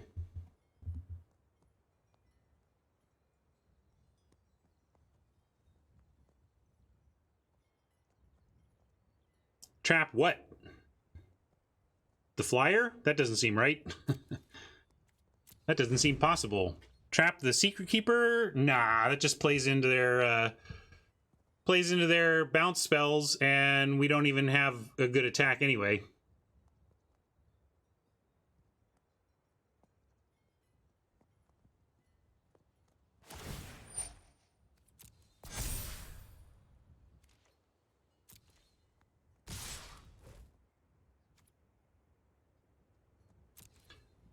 Well, if they have like an opt or something, this will not work out the way we want. But if they don't, it will. Well, actually, no, even with an opt, we still get there on power.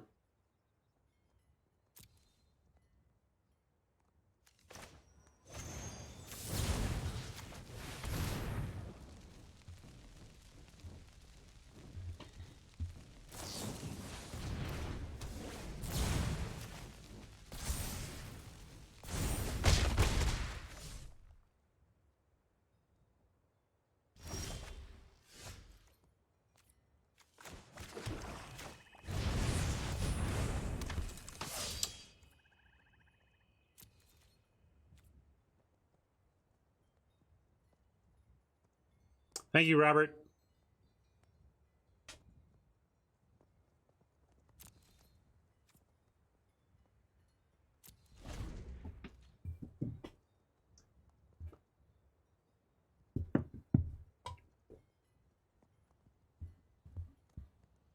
Yeah, new plan is now draw Garrick.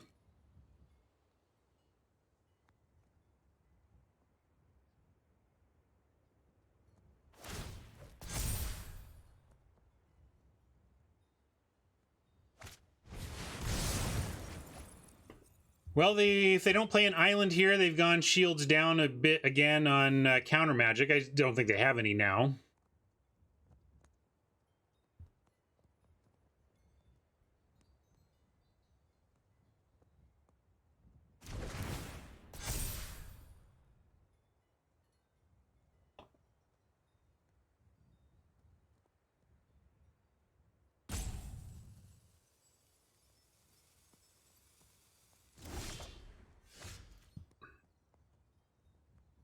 I wish that mattered. We'll play it, but it doesn't really matter.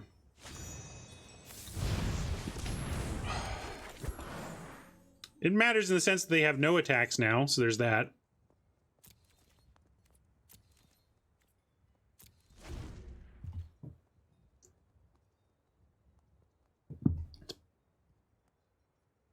Yeah, they sure are. They don't have Runaway in hand, or they wouldn't be weapon racking their keeper. It's possible it means they don't have any in their deck, but it just means maybe it also might mean they're not thinking through how to use their weapon rack optimally, but it's hard to say.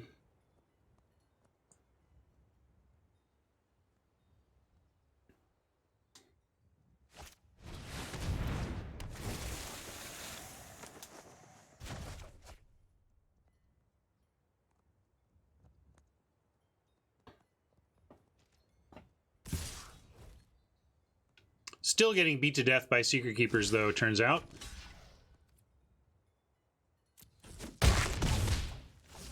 Type sub if you want to get into Nantuko's giveaway. If you are hanging out but aren't a subscriber, this is your chance to get one on the free side of town.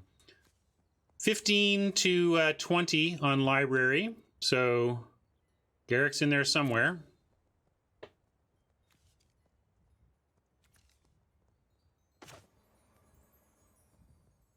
We can either hold land to try and get above Reaper levels or just kind of play stuff out. I'm just going to dump hand instead. And I'm going to trap the scavengers in the tower because that can attack too well in this situation.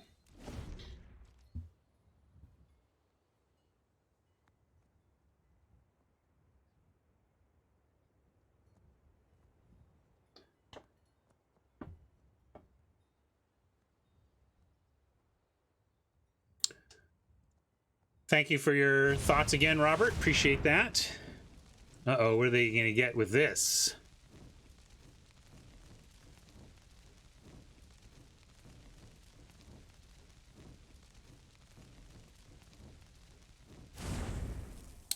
Skewer, you say? Okay.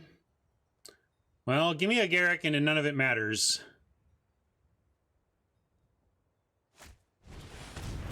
Welcome, new subs. Thank you, generous sub donors. Some say I never heard of ya, a rap burglar. All right, Tree Folk, not bad with the clover. We can make something huge. Heck, we could turn the Spore Cap Spider into a -1, -5. Instead, though, we're gonna make a giant Carver? Question mark. Do we want a 6/7? A 7/6 or a 4/5 and a 5/4. If we go 6/7,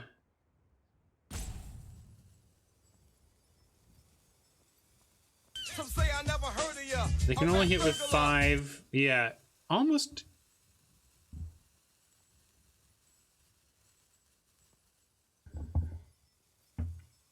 Oh, you actually want me to do that? Make this a 1/9 or whatever? I don't think we need to make a 1/9. I guess this is going to be trouble. But then if we make a 1/9, they just sit there with their 5/5 flyer, getting food every time. Like that just doesn't seem like a way to win.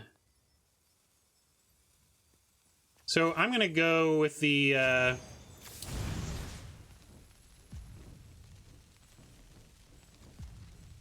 7/6 plan.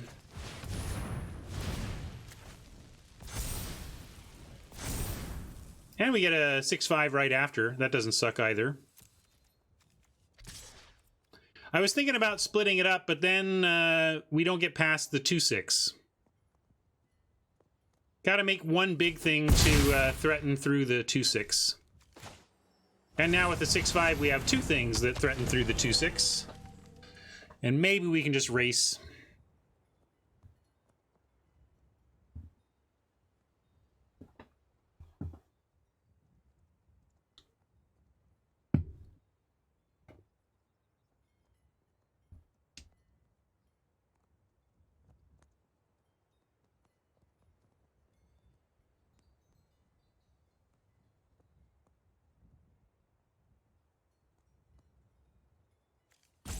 Unexplained vision feels like it's going to be tough to beat. I mean, that's the thing. It's like we made some decent plays there, but we made some decent plays after our opponent cast Unexplained Vision with Adamant and did a Fae of Wishes. You know, we're just up against a lot of stuff here.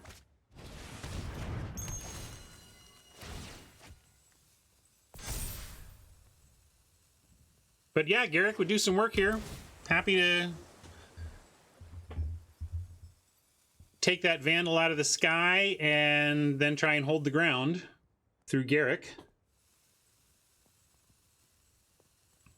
Here comes Garrick. I can feel it. Garrick's right on top. You ready?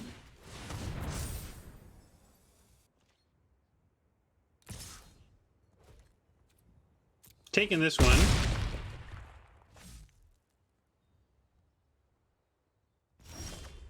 No, not Garrick. However, this looks at CMC and not power, so we can take out this Vandal. So that's actually a nice draw. Maybe we make them think about this attack first, though.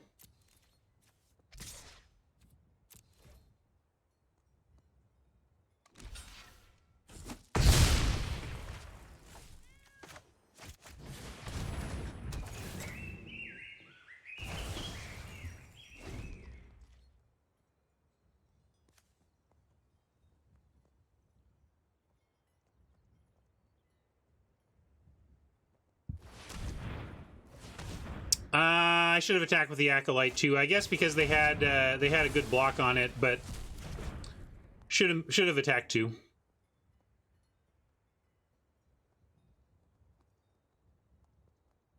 Well,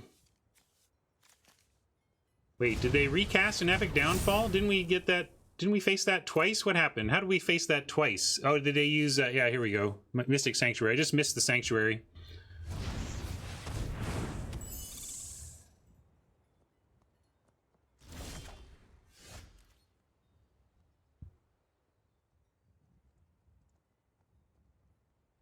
Oh, Guide Mother hits pretty hard, but then they hit hard back. But let's do it. It's something. And we do have one good block with the spider.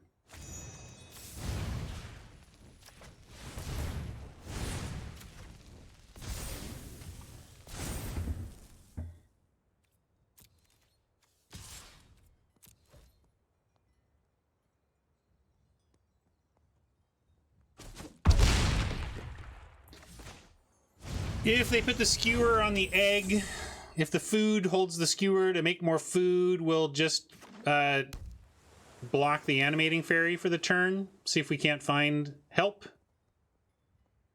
Well, we have other fairy guide mothers, so this also represents, you know, if they attack and don't have any food to eat, we could find a guide mother and just win.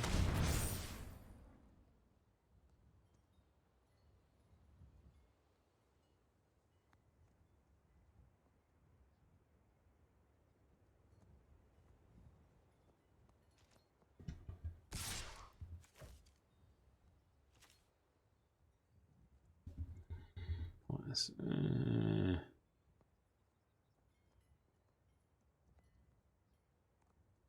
we go. All right. So they're only attacking with that. We're just going to take it. I don't want to give them food because if we don't give them food, then... And they don't... Well, they might just play the 1/4 flyer. But... we have to take it and hope we top deck. Yeah, that's true. They do have the golden egg to sack.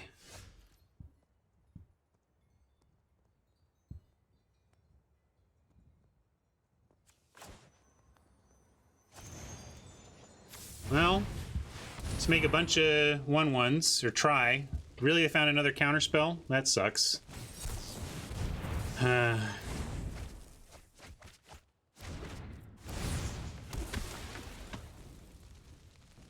don't want to lose to this deck. Let's beat it in 3.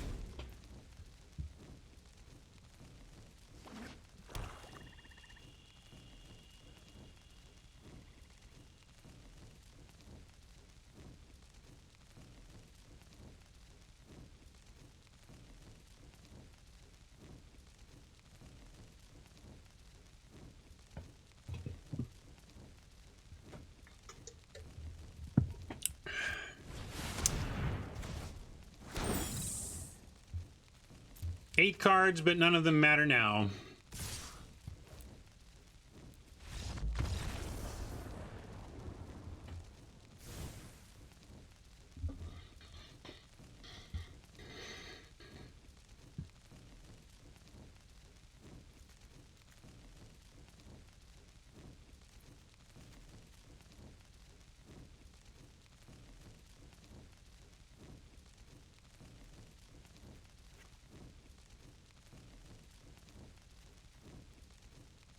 What do we cut, though?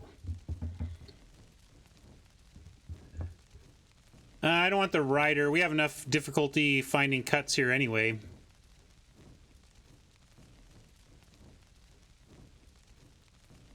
We cut a tree folk. I think we want both. Yeah, griffin, maybe even over a spider. But I do think we want 2 pheasants and some other flying blocking.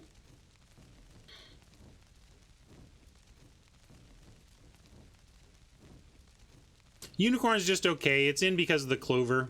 But yeah, we could cut unicorn. I'm reticent to cut clover targets, but it's not really the important clover target.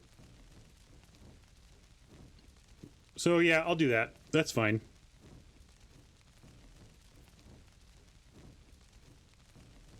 Yeah, we lose a little bit of aggression there, but we have a griffin back in.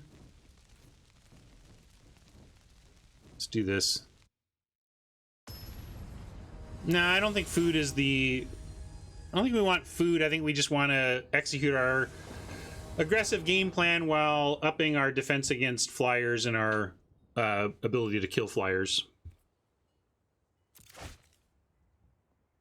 Yeah, thanks, deck. Thanks a lot.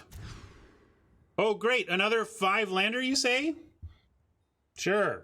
We'll keep this one, because it's only a 4-lander, really. Salty.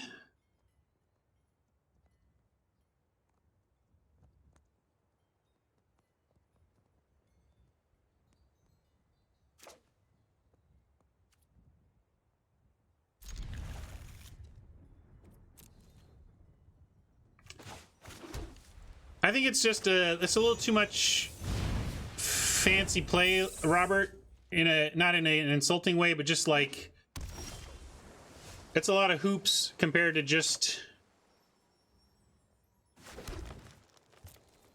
playing a little more straight. I mean, you're working hard to get some food to make a thing that does a lure and then trades 1 for 1. It's just like it's a reasonable thought. It's just a very complex set of things that needs to happen for those cards to be worth it. Considering just going for some extra damage here. But I'm going to say no for right now. And that's another factor I was going to mention. Kenyon brings up that trouble is they're going to play a lot of O4s, and it's not even good against O4s, so...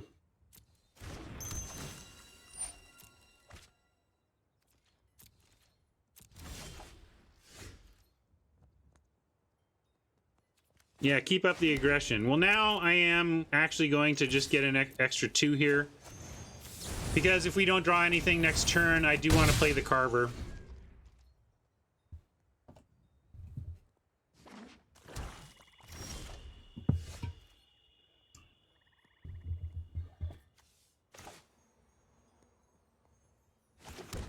Still going to go Carver because Beanstalk doesn't set us up to cast this next turn. And if they counter something, I want it to be this Carver.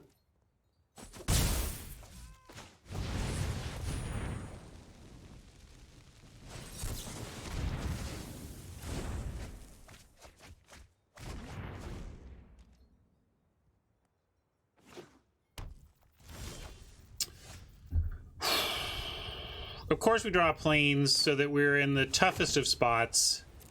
They're still showing open counter mana. If this Beanstalk Giant gets like, how did this happen? They got 6 cards to effectively our 1.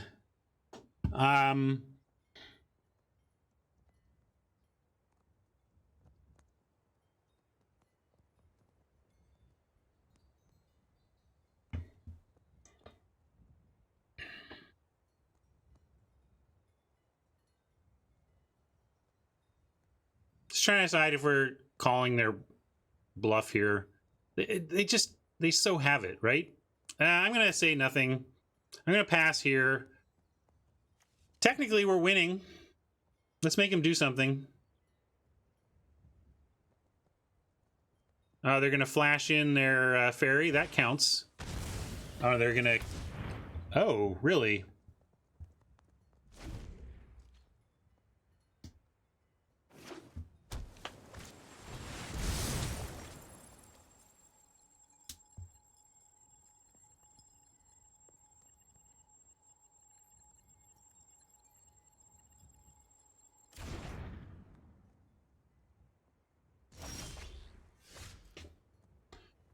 Okay, now we can at least go find our swamp.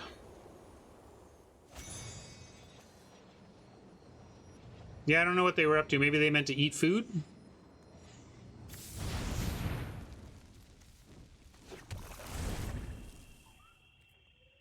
We could even ritual for the Guide Mother. That seems weird, but also gives us a additional clock help if the Beanstalk gets countered. I'm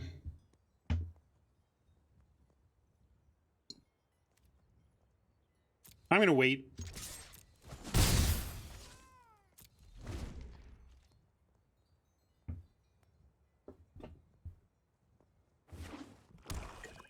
It is pretty close, Kenyon. I'm not sure that was 100% correct for my EV, but I don't think it was too big a mistake if it was not 100% correct.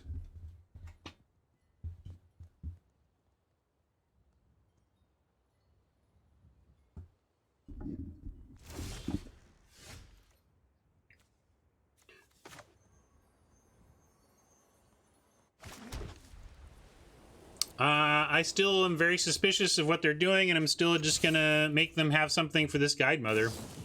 I was hoping it would be that, because you know we have an answer to that. And let's see if they want to counter this. Means we can't cast Beanstalk Giant anyway, but if we can draw out the counter...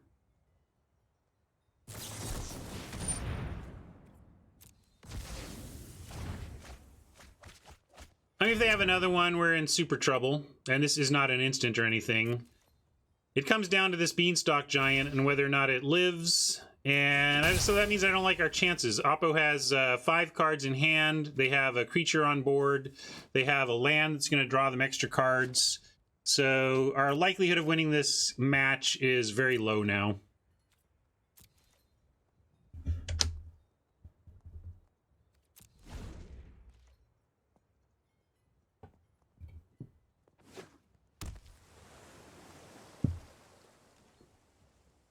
You might be right, Invincible, but it's that we're in a situation where we can't play around much. I don't know if they have another counter spell, but I don't believe for a second they are unable to deal with our Beanstalk Giant. That's the main thing.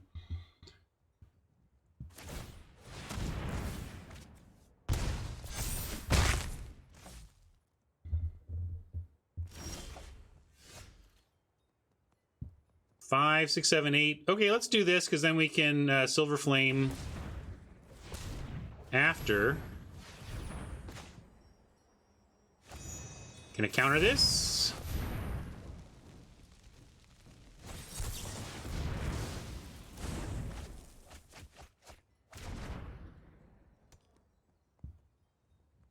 Do the giant first so they don't counter? It doesn't matter. They're going to counter. Like, I want both of these. They're both, like, what's better? Is Beanstalk Giant really better than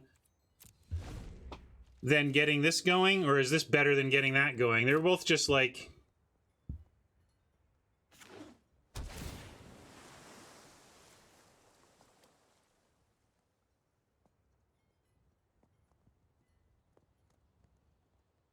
Now we're doomed. They put a, if they smart, they put a didn't say please on top that they can fetch and cast with Castle.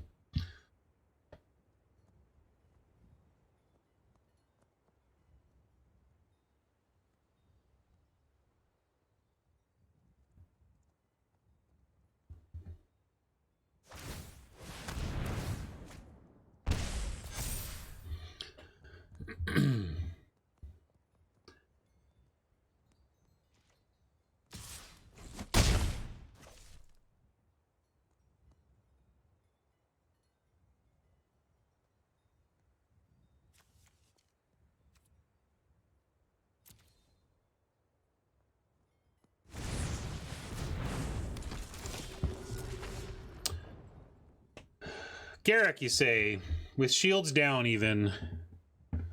I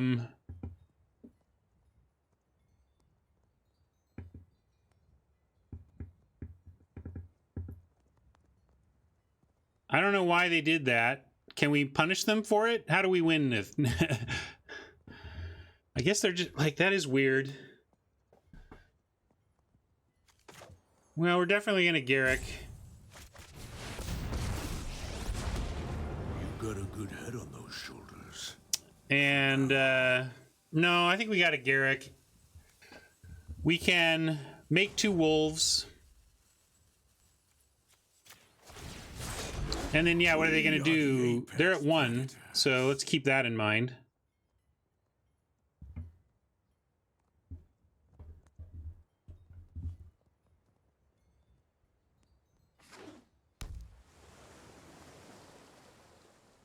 Yeah, clearly they have some other means to deal with Beanstalk Giants such that they felt they could go shields down. And the 1 blue does suggest that it's so tiny.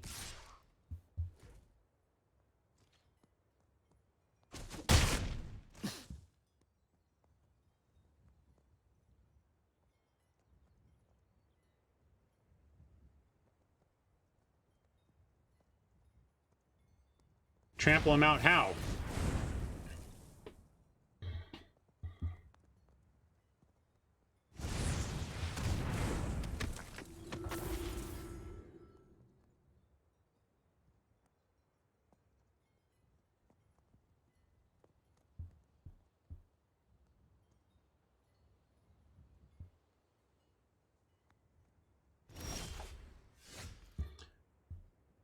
All right, now they got a counter up, and we've got 5, 6, 7, 8 mana. We can cast both of these. But if we spend 8, we can't actually use anything we get out of the yard unless we get a forest and, like, a fairy guide mother. Might be worth it to do that, like, to start with the ritual. Let's make some wolves. We are the apex predator. Oh, but we don't have double green to draw both either.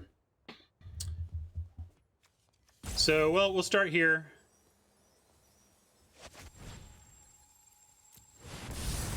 They're going to counter this. They're going to get our Garrick.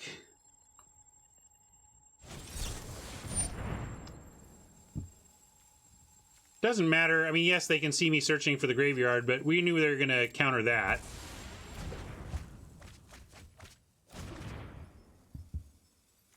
And then, where are we at card-wise? 12?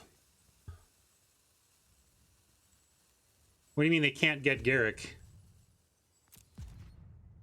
They attack with a Vandal and get Garrick?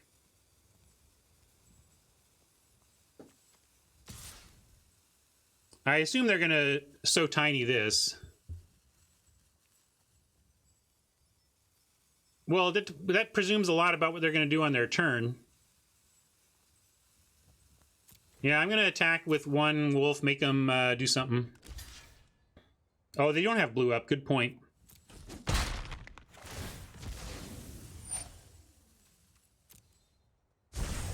I guess that doesn't change much. The Vandal still gets there. But we kind of want Garrick to die, and then we'll once in future him back. Assuming we are through the didn't say pleases.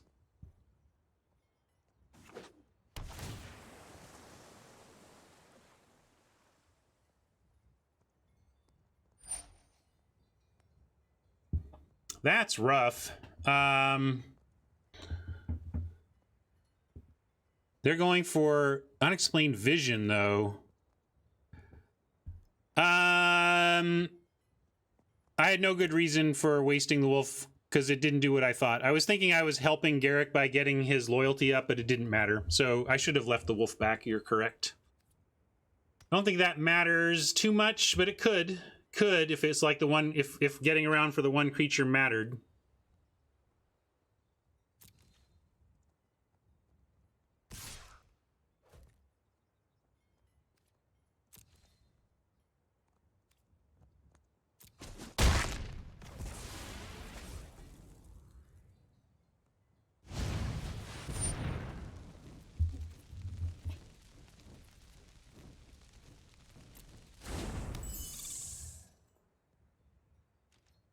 Well, comes down to this, folks. Let's see if this resolves. And I'm going to go for definitely Guide Mother, and then I guess we go Guide Mother, Guide Mother. We have two Guide Mothers in here. We're going to go for the win. I guess Casket is fine too. Casket does the same thing what we want Guide Mother to do, and it's removal. So we'll try that. Yeah, Casket makes sense. Similar plan.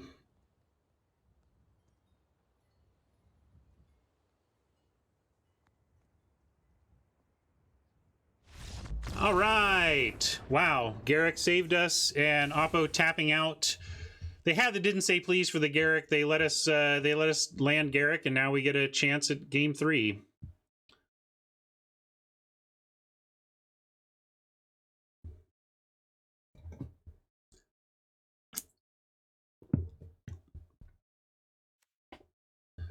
Get a lot of people asking whether, well, can't they just make bots better? Of course they can. It's a lot of work to make the bots better, and people are making a lot of suggestions about how to make the bots better in ways that are like, yep, that's a lot of work. All right, I'm going to run it back. I like our boarding from last time.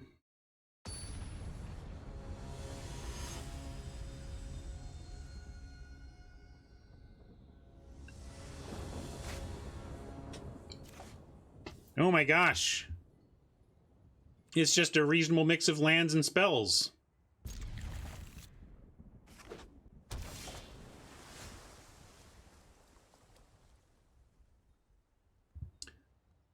With Shepherd, there's actually a good argument to hold off on Guide Mother because we can launch Shepherd for 5 on turn 3.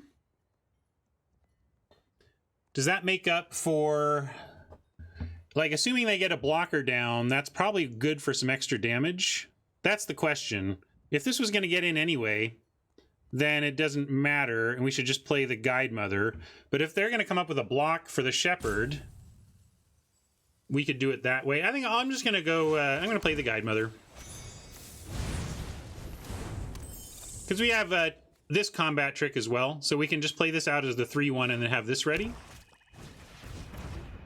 But this is kind of what I was talking about. Like, this was the reason to wait on Guide Mother so that we can go Shepherd on 2 and then launch it. What'd they get? Casket and Mother. Taking our spells like jerks.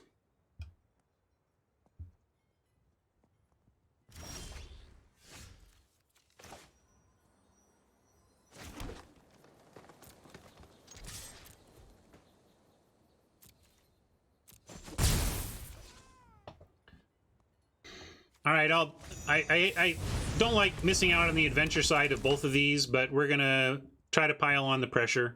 Trouble is, we pile on the pressure, and then this blocker's around. I guess we're gonna go ahead and use this removal to try and get through here. Although they're showing didn't say please again, and it's just like all they do. I think I'm gonna go Guide Mother, leave back the flock, and offer them this spore cap for their DSP.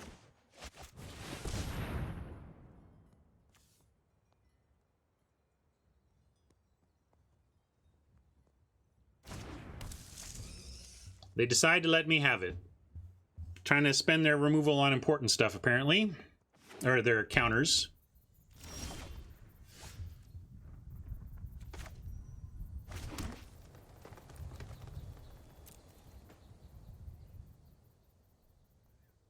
If they have DSP and we attack with everything, we lose both sides of Carver and these trade. But then we have one more counterspell out of their hand. We can even try. We can even just once in future back that stuff.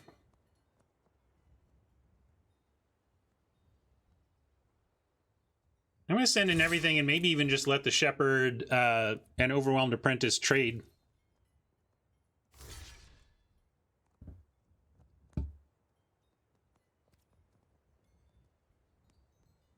But, nah, I'll go for it.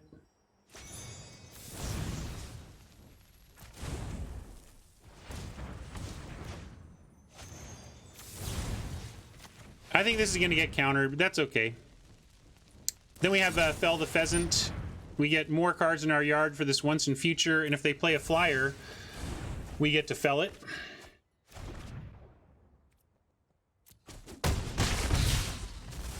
And again, at least that was a trade. If the result there would be that our Shepherd would be eaten, I wouldn't have made that attack. But I want to use up their DSPs, and that was a reasonable place to do it. Because now they can't just sit hiding behind DSPs now. They got to do something. And if they do something, we get to once in future back some action. Cardboard Live is not working as most tools do not post-update.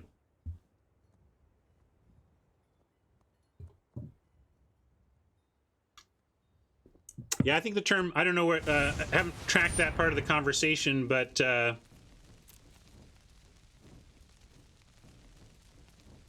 me, pod drafting is very specifically drafting against 7 other humans and then playing against those 7 humans in a tournament style.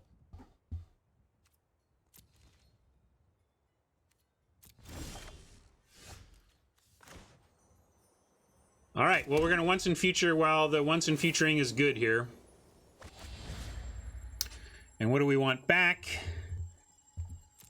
Silver Flame, not bad. Like Guide Mother and Silver Flame?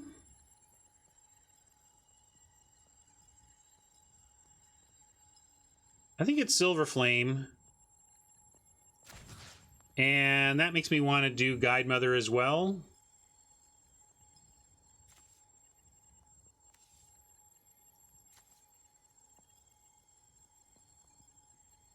Anybody disagree? Yeah, I'm going to do that. We can even cast the Guide Mother now if we want.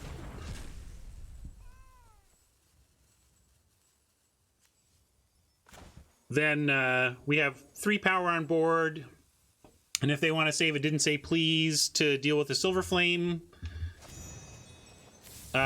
we'll still have the 3 power. We have Fell the Pheasant for their 1/4 flyer.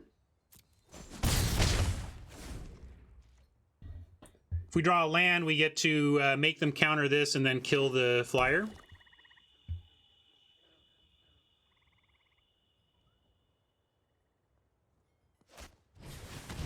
And especially if they're using a skewer, that's great. Because now to put that on some... Oh. Well. Yeah, they're just leaving counter magic up, and I'm going to not play that, I don't think. Or let's say... We could offer them the Guide Mother, although if we wait...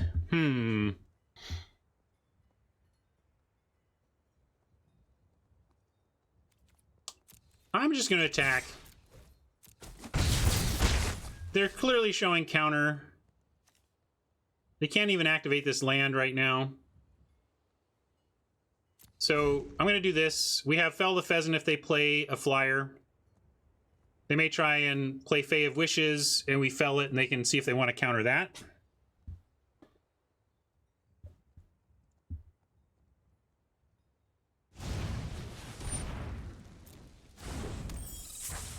And watch, they're not going to attach the Skewer because they have a counterspell they want to use. But let's start here. Here's your first opportunity to counter something, Oppo.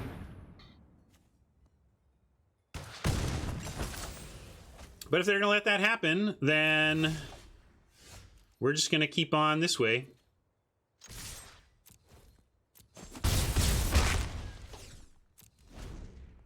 Make them do something. We're the ones winning. My manners are terrible. I'm not going to say please.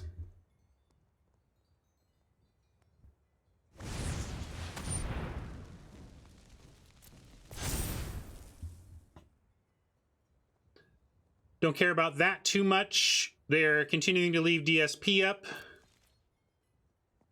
I guess this makes a fox fly. And that's good enough to make me not want to eat it right now.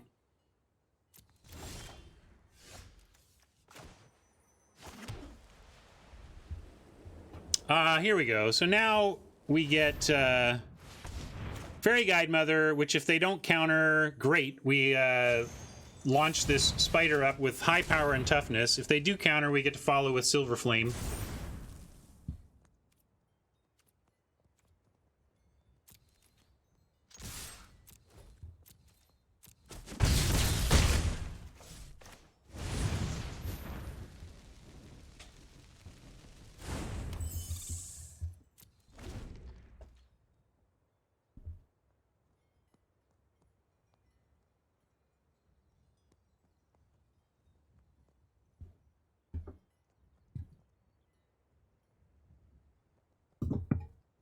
Correct. The Skewer is just a artifact creature with no abilities because it's not equipped. The food rules text just doesn't apply here.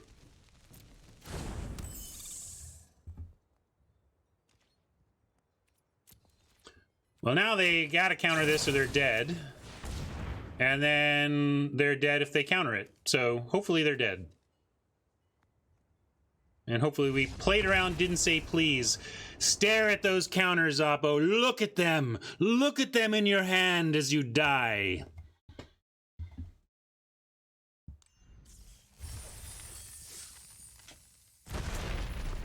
That was a nice comeback. Felt like we were about done with the event, but instead we made it to 2 wins.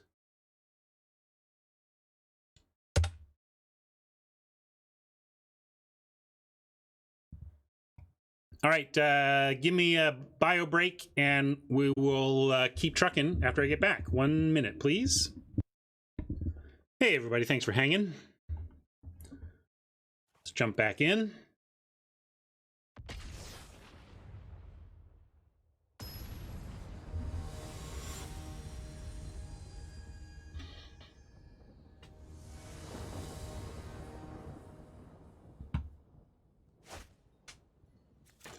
Looks good.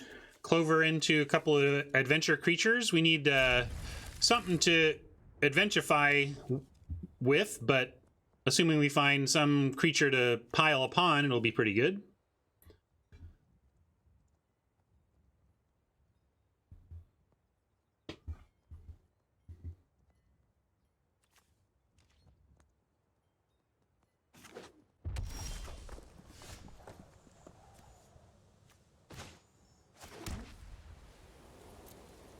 That's funny. Play a planes because we can we can usher our planes back to safety if we wanted.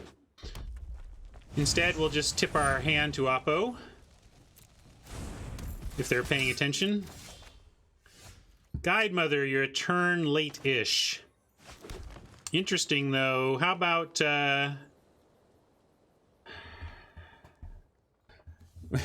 all 4 of our creatures have adventure going on. We could just Clover here and maybe Guide Mother next turn.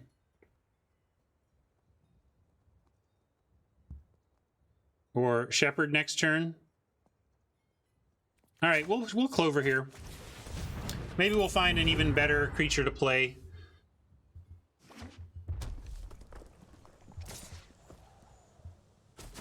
This could be a big turn, though. Let's see what they come up with on 3 here. All right, that's amazing for us that they didn't have a follow-up play. And I'm just going to play the flock. The shepherd.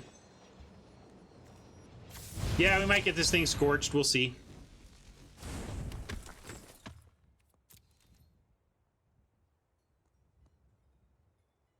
To that end, maybe we even play out the Guide Mother.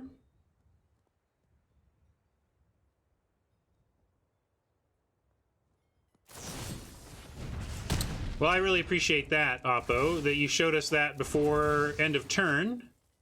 Because now we can go ahead and play the Guide Mother.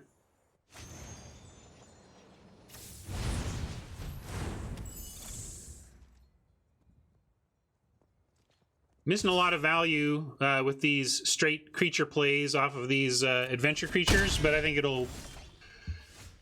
Hopefully it works out for us here. We're going to take a chance. Felt like it snapped through their turn pretty quickly. I don't think they have more removal. This is somewhat risky, but we're going to risk it for the biscuit here.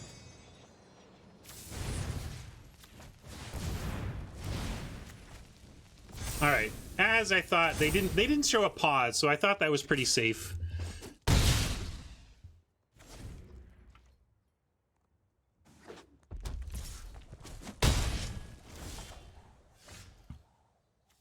This is a race I can get behind. Unfortunately, we can't like Carver and play the Carver, but hitting them for 9 will be pretty good.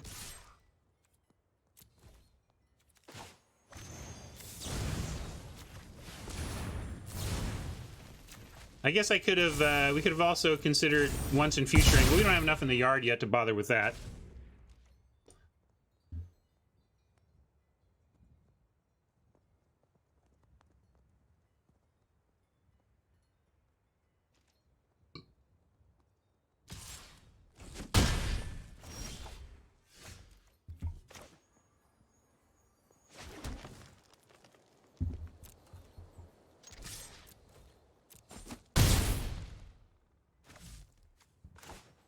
Go for the big tree folk.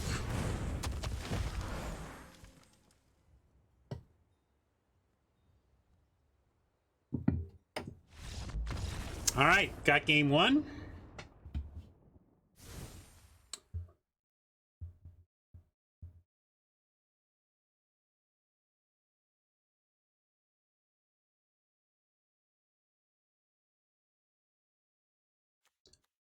Looking like mono red.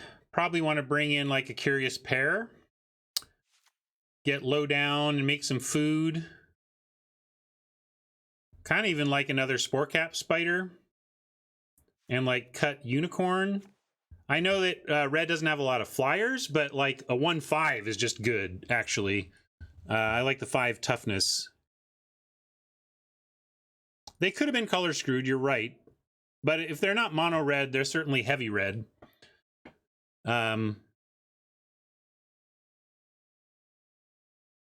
Yeah, I like the extra big butt. What are we taking out though? 1 Guide Mother. I don't want to go too low on our aggression. I did that before and it was okay. Although Guide Mother can get in there and block the 3/1s, so maybe that's not the right thing to cut. And we're looking at more something like Oakham Ranger that we don't really love anyway, although this also makes going wide isn't bad against the ground attack from Knights. But this is pretty clunky. I think I'm going to cut the Ranger due to clunk concerns, or we could cut Silver Flame Ritual as being a little too slow. I think we'll try this. Tough call. But that Ranger is okay if the game is going a little bit long and you can really make use of going wide. But on the draw against a presumably heavy or mono aggro red knight deck, I just don't think we want to do that. Show me the forest on top, and I would actually keep this, but without knowing the forest is right on top, we can't. Oops, I accidentally kept... I meant to mulligan. That was just a UI misclick. Well, really hope we find the forest in a couple draws here. Even a plains wouldn't be bad in 2 draws. We can at least go Cauldron into Knight, but I did not want to keep this. You can punt me, but I generally only tick myself off when I make gameplay punts. And look, see, I just knew it was going to be a forest, so obvious keep. I don't know what y'all are talking about.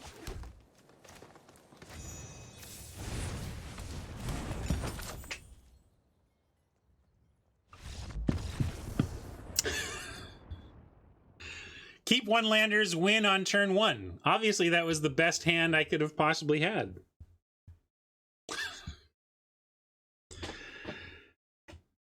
It's my birthday. It's my streaming birthday. Shut up.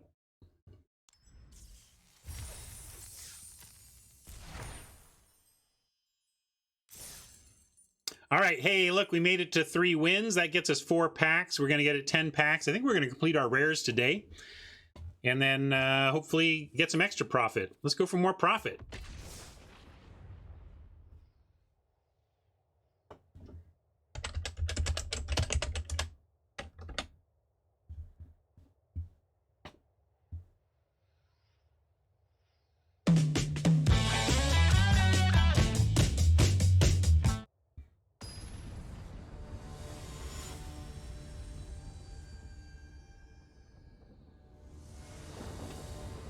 No, drafted right before the update. No, playing any more of that song is an excellent way to give myself extra work muting out portions of my VOD.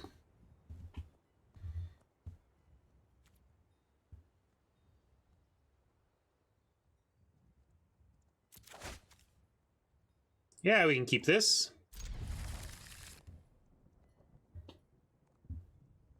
I'm curious how the changes affected things too.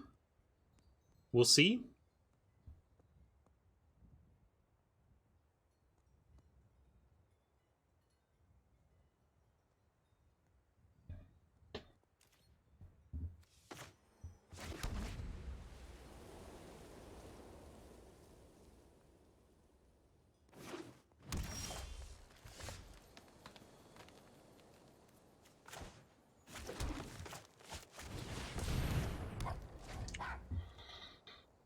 Yeah, it's funny. Best of 3, on the one hand, ostensibly is the more rewarding, or the more, should be the more skill intensive. It's got a higher payout for winning and everything, but due to the lack of ranked, it ends up being, I find I face worse players in here.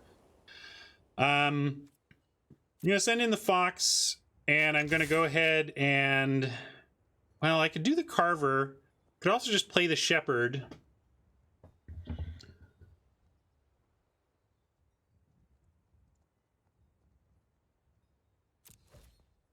Actually, I'm gonna just play the Shepherd.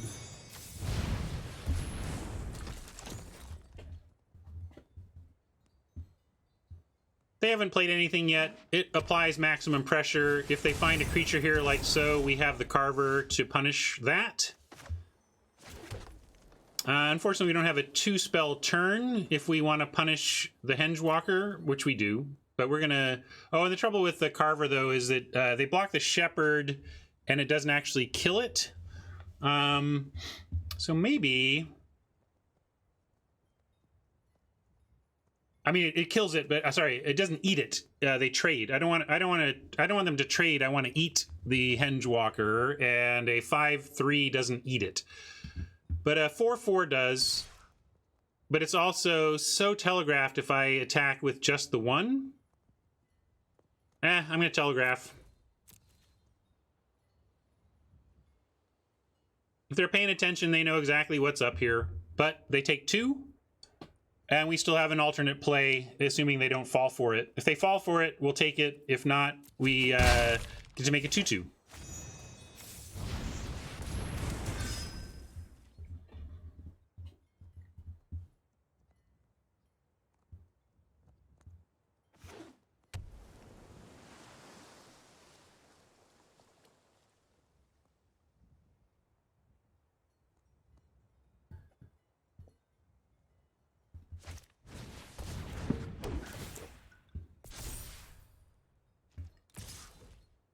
5/4 is big, but I'm happy to race. Let's see if they can follow with something for 3. Tome Raider, not super exciting thing to follow on 3 with. In fact, with that play, I'm just going to Guide Mother the Shepherd.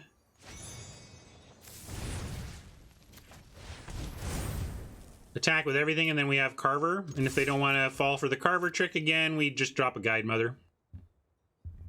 I don't think they might not block anyway. But they might just feel like it's chumping time.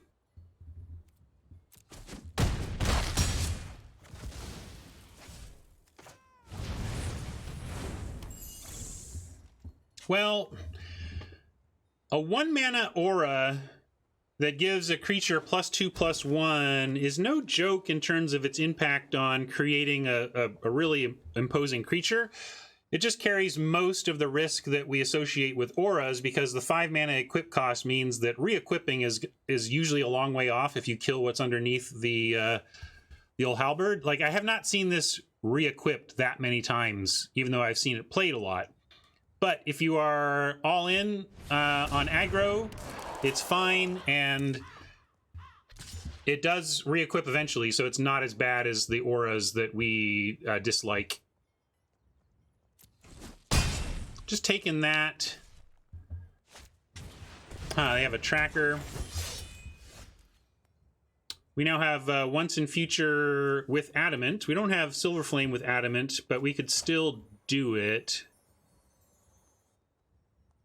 Can't really 2-spell this turn. Yeah, we'll see. After the draft, we'll see what's up with the new stuff, D. No problem. I didn't see too much because we got right into the play. They're at 10, 5, 6, 7, 8. I don't want to just lose to like a trick of their own. But if we send in, they got some blocking to do, right?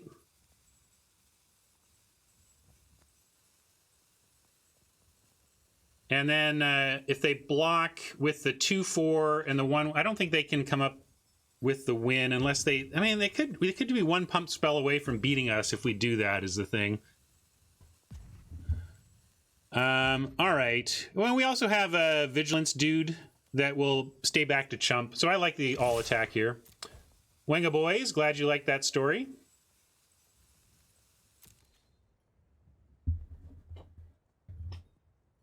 It's all true. Still can't believe it, but it really happened. All right, so we only get to save one of these. Let's go ahead and let these trade, and we'll save our Flutterfox.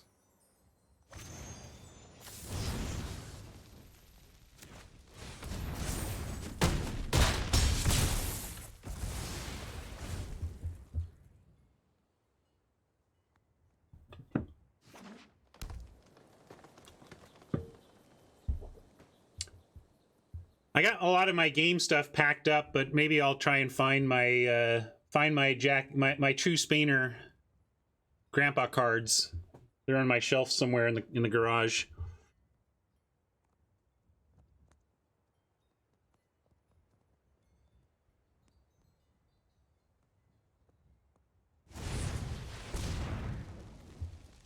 That seems pretty good for us. I think we'll be able to bounce off this on the ground pretty easily if they don't find trample. And that, can we just win? 1, 2, 3, 4, 5, 6, 7, 8 off the ritual, but 8 is not 9. However, if we find a plains, they all have vigilance. If we don't, this one does. So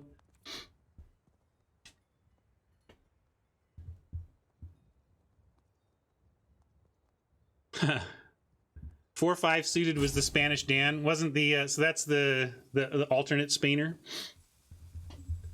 Yeah, we'll take this and we can chump next turn.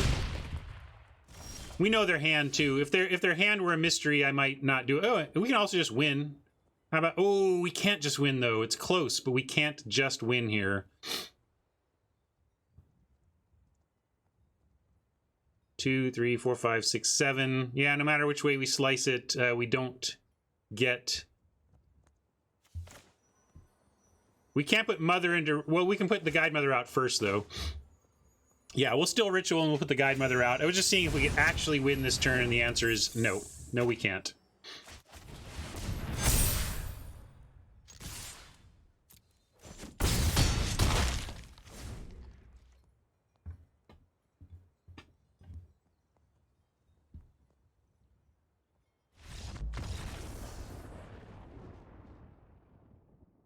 Good enough.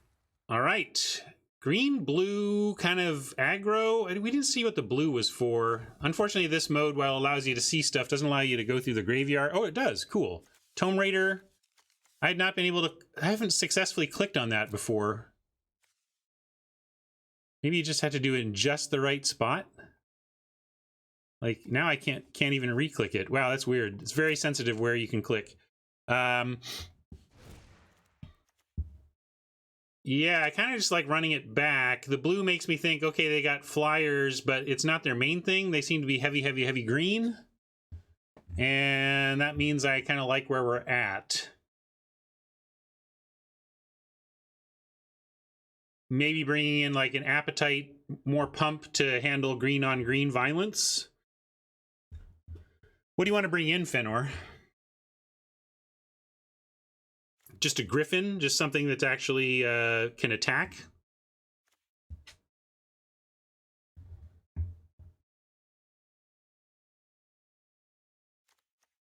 Rider, do you want to add Forest if we do that?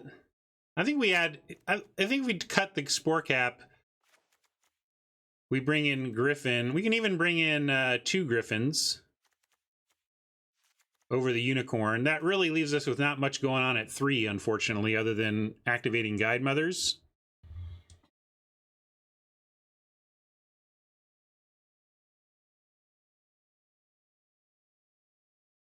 I don't know. I'll run this, but if we have a Griffin, I'm going to see if we just rather even just have a 1/5 for 3. Yeah, I get it. It wasn't a strong part of the Clover synergy, though. Really, the Clover synergy is about the Guide Mothers and just getting hyper aggro with Guide Mothers and Tree Folk. Well, and with Plains, any other land, the 4 Guide Mothers are excellent 3-drops. I just want to... How about Plains, Forest, and 4 good spells? You know... I'm not going to complain. This isn't exactly where we want to be, but I'm going to keep it, and we'll make it work.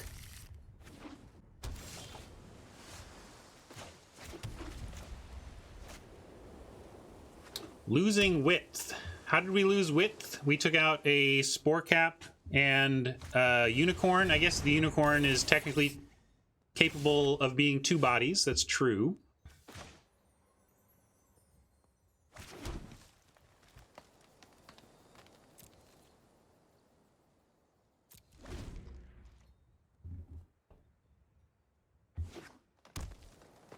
Now they're showing a little more blue than green. Could just be an imbalanced mana situation last game. This could be much... And also, this is frankly, you want to be heavy blue if you're going to be running a corridor monitor. So maybe it's not as skewed towards green as we thought, based on the first... Now let's draw something. Come on. I don't want to do nothing on turn 3. Come on. Excellent. We'll take it.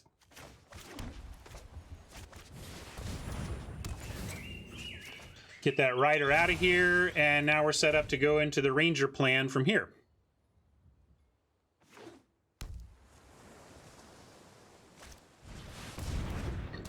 Yeah, it's just like there's an artifact sub-theme, shambling suit thing going on. Well, let's Ranger it up.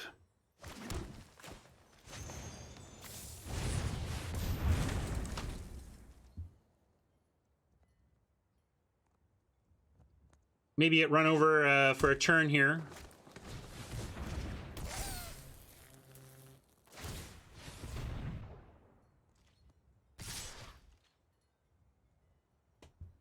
Yeah, no blocks. Got our a slow start is really costing us here, which is unfortunate given how fast our deck actually is. But that's a nice 5. It's better than this ranger play and just kind of tries to brick wall Oppo and says, you need to answer Sir Alan or you're done for. Or not done for. You answer Sir Alan or we are stable. Stable except for a Ginger Brute, but we can outlast a Ginger Brute. Run away together, maybe? Looks like they're itching to run away together. That would hurt, not gonna lie. I'm gonna leave one human back for a possible chump if they go for a runaway together here.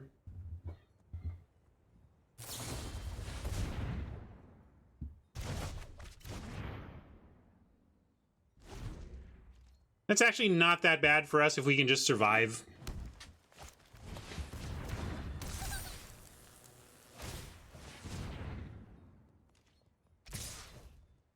I am going to chump a 3-point here so that we can only go to 8, or only go to 11 instead of 8.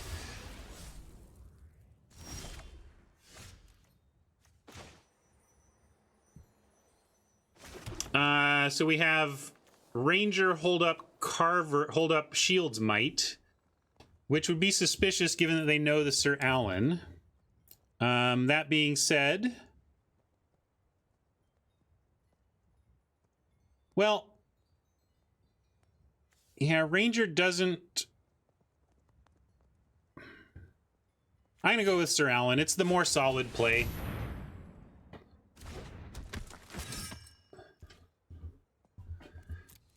We make this or this top of their deck have to be something to deal with Sir Alan, or we're basically stable save the Brute.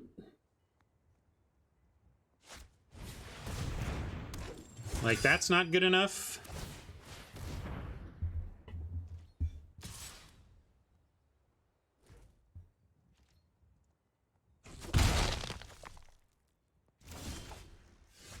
Brute does matter at some point, though, but let's see. We're going to play this out. 7 mana total. You can go 4. You can go 4 here. You can put some counters here, and then still have...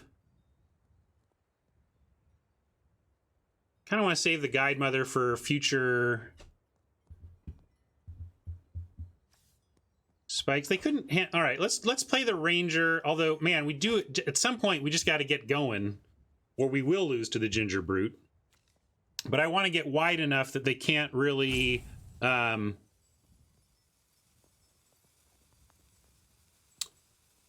Play token. What do you mean play token? Play mother.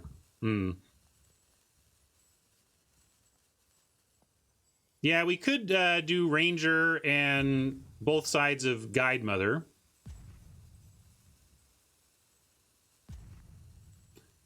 But if we stay on D, I think I want to have Carver up. So I think I like Ranger, hold up, Carver.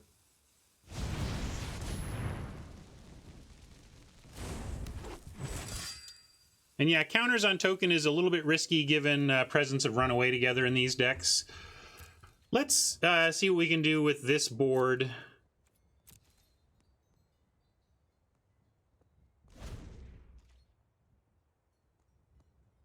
I kind of want him to go for something here, and that lets us use this Carver. And if we don't use the Carver, we kind of haven't really done any, you know, we wasted some mana. But I like having it at the ready.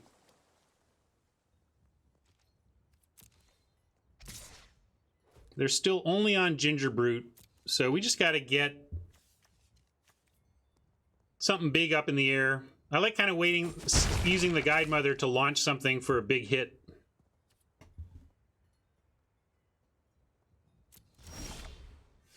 Trapped. All right, well, let's trap the Ginger Brute in the tower.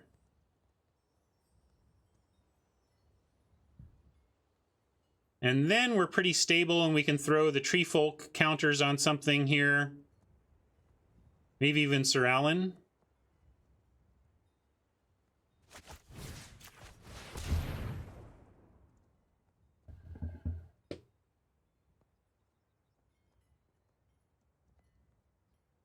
Well, it wasn't this high on Ginger Brute at the beginning of the format, but boy, it does represent a real issue. Brute is food, but all that means is that they can sack it for Marrowleaf Rider, which is fine. I just don't want it attacking us unblocked anymore. Yeah, we can do that. We could, although, man, now if we put counters on the token, like, it becomes the best runaway together Oppo's ever had. That being said, got to do something. And so I appreciate spreading it around. Yeah, bounce is no good if they bounce us here, but it's not the worst spot here. We're okay. Even if they bounce, we're okay.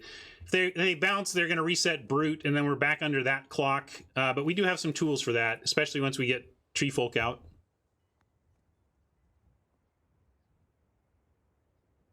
Yeah, actually, well, in my head, like, we want to use the Ranger to pump and stuff, but... And I could play the Guide Mother, but again, I want to use the Guide Mother to launch Tree Folk or whatever.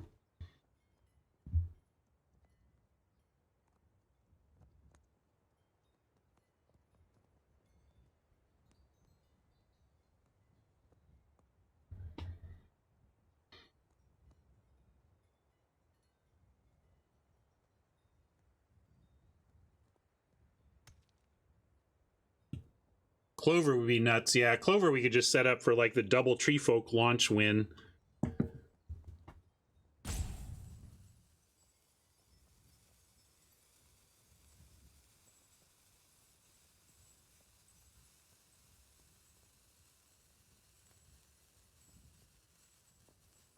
Looks like they may be wanting to use the Rider to take out the Ranger. I'd be down with that. If they want to use the Rider and the Ginger Brute to trade for the Ranger, I think that's fine.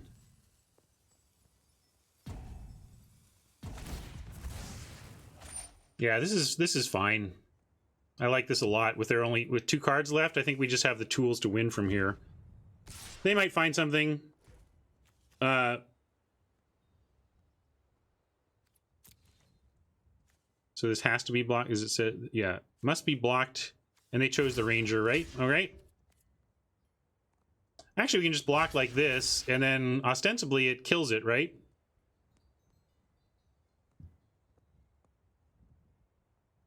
Oh yeah, I could have tapped in response, but we should be okay. Unless they have pump. Let's find out.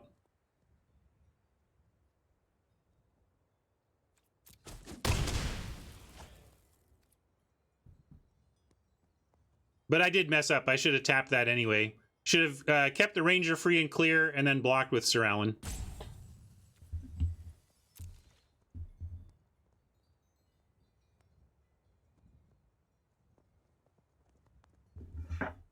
Magic's hard. There's a lot to track. I feel you, Oppo.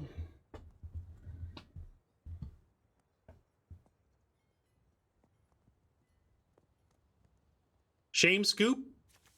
Get to 4 wins, question mark? Oppo, I'm proud of you for not shame scooping. I'm serious. Good work.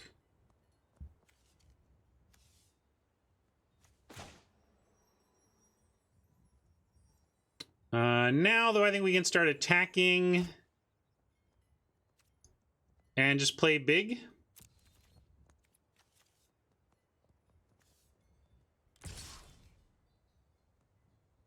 Yeah, I don't know what they're repping anymore. I like attacking now.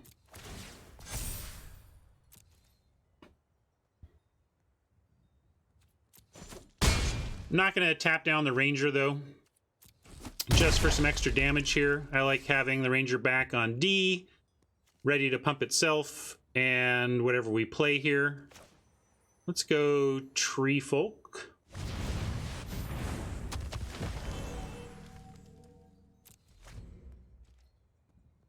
And now we have, like, Guide Mother FTW, right? I will report the bug to try and help make sure they have the bug, that they know that the bug... That was weird. They didn't make a 3/3. They kept green up. I don't know what they're doing. Giving us the match is what they're doing. Wow, we were on the verge of 1-2 and done. But instead, We are 4-1 and trying for 5. Pretty sweet way to spend your stream anniversary.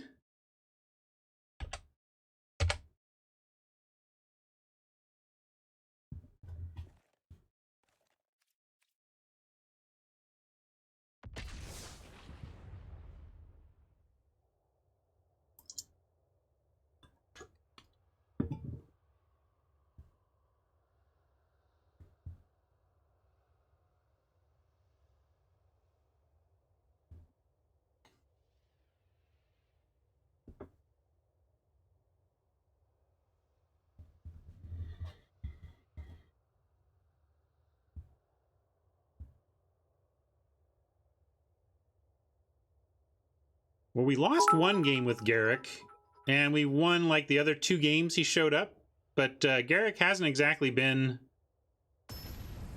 monstrous for us. I didn't know that, Dionysus. For as much as I love music, I don't actually track when new albums are coming out by whom very carefully. So I'm always surprised when favorite artists drop a new record for me to check out. Beck qualifies. All right, this qualifies as a keep. Don't have our green yet, but we had Guide Mother on 1, followed by Guide Mother Pump on 2, with Guide Mother and Casket on 3.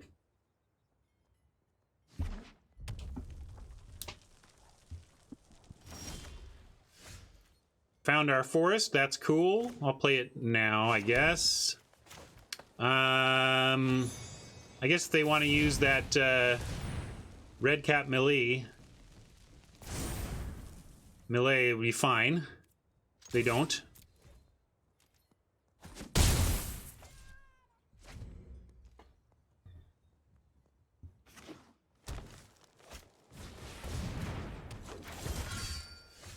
Another red-green. Land ETB's untapped, so we could go fetch a Plains and still play the Guide Mother. But we could also Shepherd and play the Guide Mother. We could Casket and play the Guide Mother. Maybe just Casket and play the Guide Mother for now. 3 damage is a lot. The Rider's annoying. Ramping with the Beanstalk Giant doesn't really get us anywhere in the immediate, so let's just keep applying pressure.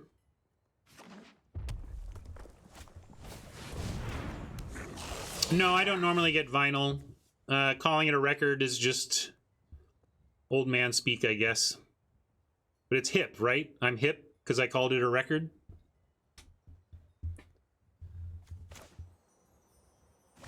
All right, let's get a swamp.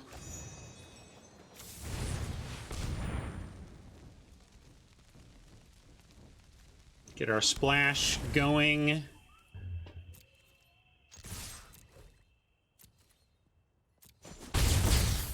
And yeah, we can just Shepherd here if we want. It threatens to trade with the Raiders. Yeah, that's fine. Keep the aggro on.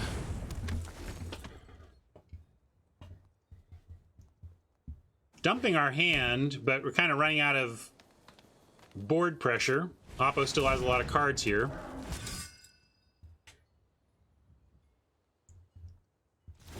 Yeah, they didn't really have a turn with the Raider there. We don't really have an attack, but by drawing a land, we now are assured a 7/7 next turn.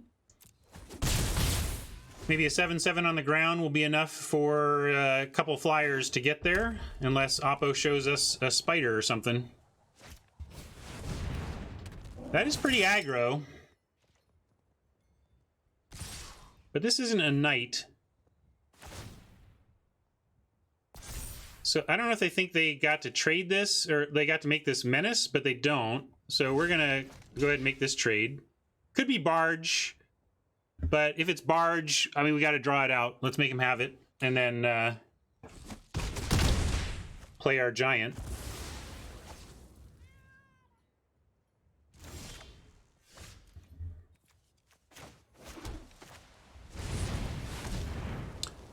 Now it's a bit of a race. With 2 Ogre Errants, they can both be 3/4 menaces. Maybe just attack with 1 Guide Mother. We attack with one Guide Mother. We threaten a block on Errant. I think that's worth it here, because Flutterfox is going to start flying over with the casket anyway. And we're in a pretty tight race situation. So if we take 6, we knock them to 10, they knock us to 8, then they play a chump for the Beanstalk Giant. They could actually just get us, they could win the race. So I'm going to send in the 1 and have a double block to threaten on one of these ogres.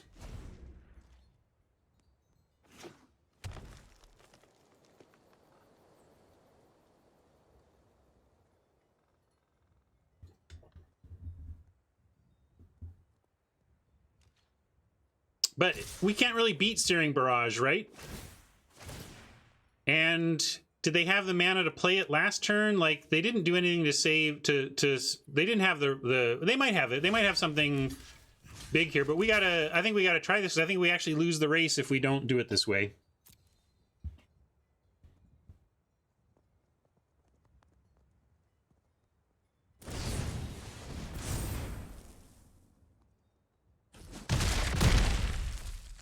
Yeah, they're kind of desperately racing here, and I think the Fox is going to help us out with that.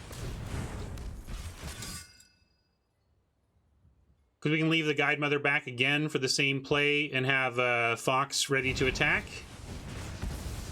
Alright, that's not the best for us. Drawing a creature sure would have helped there. Now Foxy's on the ground anyway. I'm going to leave it all back.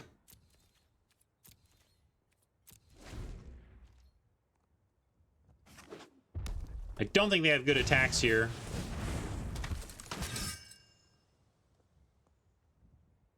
So it's top deck in time.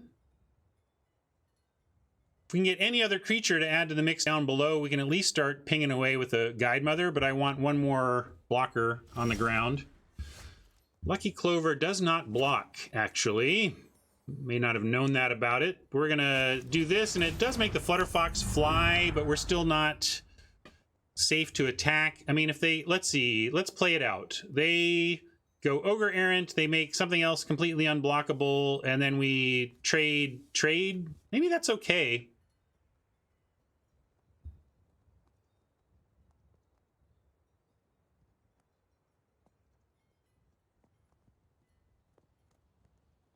I mean, they can, yeah, they got a lot. I'm going to attack with the Fox, I think.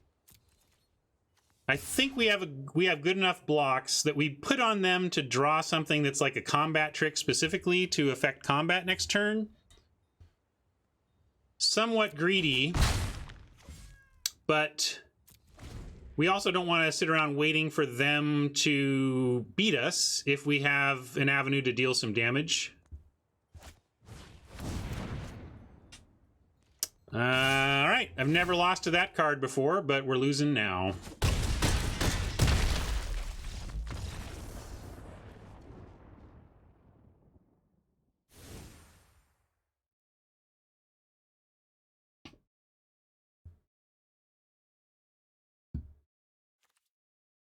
Another green-red deck. We have faced mostly green-red today. 3 of our matchups have been green-red. If not 4. Has it been 4? It's been at least 3. And again, this kind of just this makes me want to bring it down low a bit, drop the unicorn and play another spider. Just keep blocking on the ground. I don't think we need Appetite or even the pair. I'm going to run it back like this.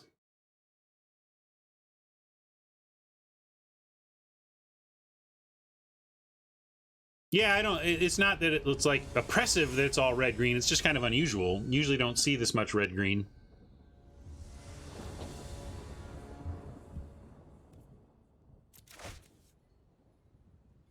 All right, Clover, we'll keep you. But we can keep 2 green and a Clover because we have Acolyte. So we're going to keep this. Maybe we'll find a Plains off the top and just go with the Knight on 2. We can just actually go Rosethorn to do Knight on 2 if we want, but we can also use Rosethorn to actually accelerate on 3. But right now we don't really have anything to accelerate 2 is the thing. So run out of forest, see what we draw, and then probably just seasonal ritual to get a turn 2 youthful knight.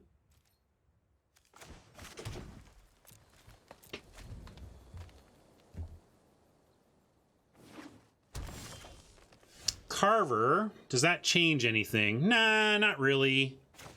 Although,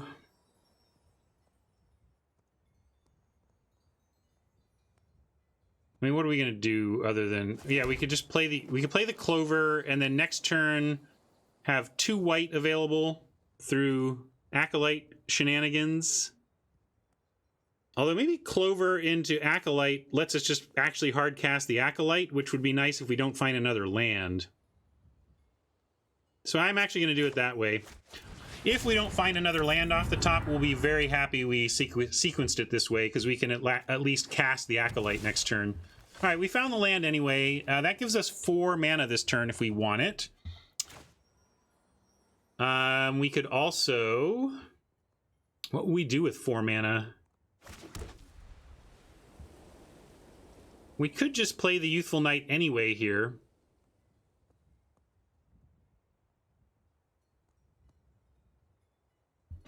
We could also just play the Acolyte, no ritual. And then next turn, have at least 4 again. Maybe 5 if we draw a land.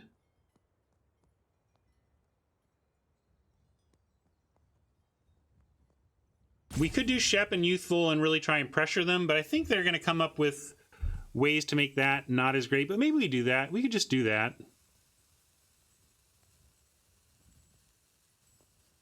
What do you mean, like setting up the Acolyte?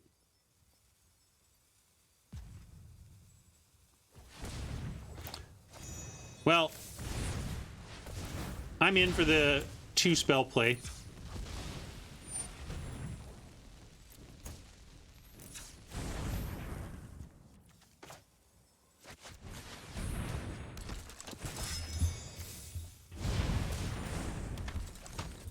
Especially with Carver in hand. I like dumping out creatures, because if they play blockers, we have good attacks into them.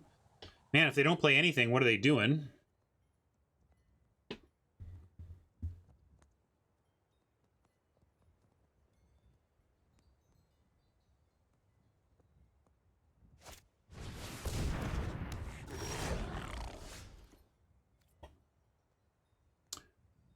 We'll send.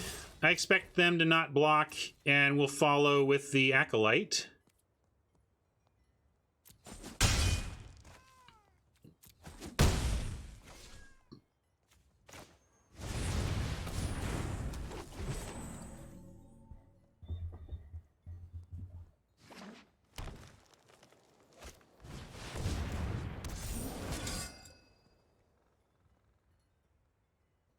Let's see if they want to race here. Oh, yeah. This is great for us, actually.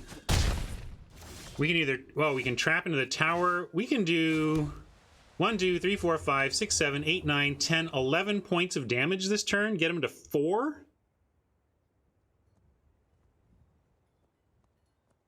We could also just swing in, let them block, and take out the ogre. Use our Carver strength to take out the ogre instead.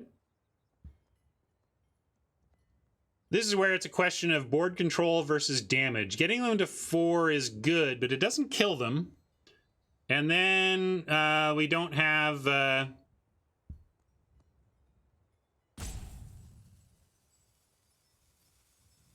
We are pretty close to Garrick, that's true. We're a land away from dropping Garrick and kind of ending it anyway. All right, I'll trap and put damage in if you're down for that.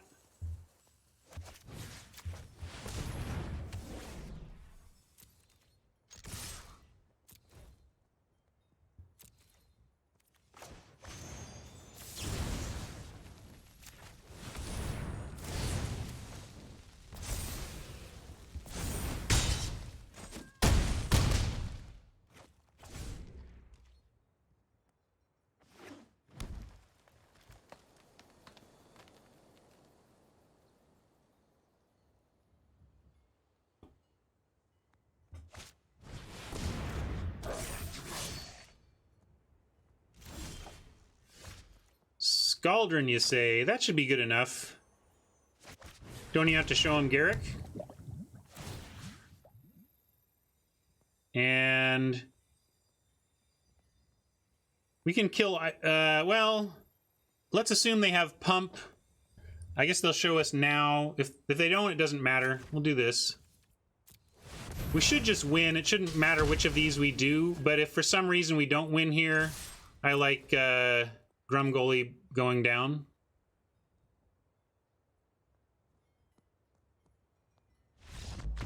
All right, 1 to the good. To the rubber match for 5 wins, then.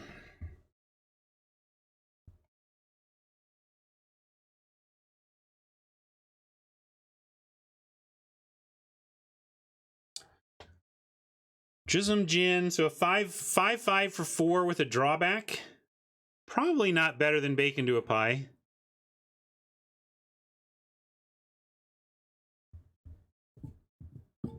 You really want that pair, huh? I'm just worried about green at the lower levels, but we could do that. What will we be cutting? What's your cut? And if you want it for a mother, I mean, the mother blocks a lot of what they're doing too. But we could cut 1 mother, I guess. Just don't know if that feels correct to me. We are on the draw now, though. A little more defensive. Well, what do you want? What do you want, Invincible? Do you just want to recut the pair, or do you want the pair in? A lot of people want the pair in. I'm trying to figure out if we did what we would play. Doesn't feel correct to me. Yeah.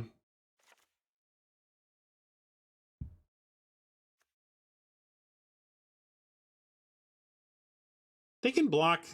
Gred has a lot of 1 toughness stuff, though.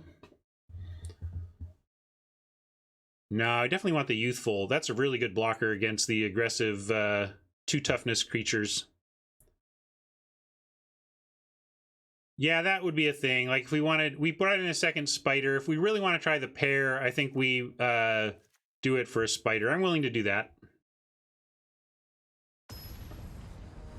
It's not like they have flyers. We're just trying to be a little bit tougher early.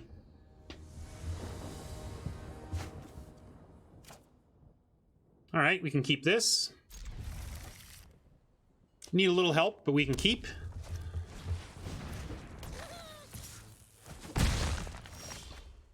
That's the kind of help I'm talking about, so that's good.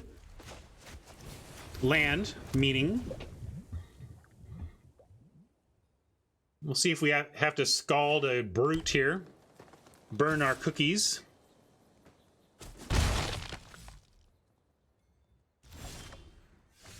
Here's a Guide Mother we can now wait on and start with the Youthful Knight or the Flutterfox. Both of them make Oppo use their activation if they want to get in with Brute. That's the main thing. If they don't activate an attack with Brute, they're telegraphing a trick.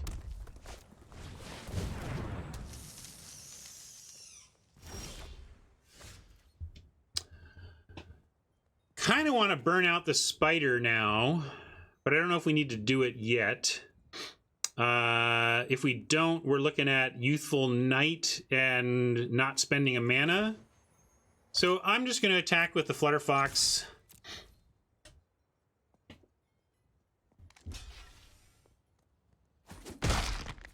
And let's take care of that problematic thing.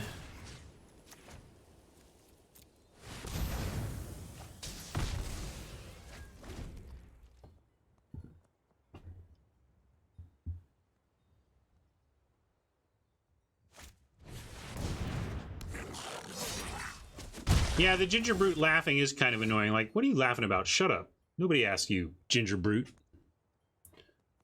Let's go with Youthful Knight and Guide Mothering our Flutterfox. Gives them an attack. They can tap the Ginger Brute to make this a 4/3, but we're gonna do some racing here. We got some tools.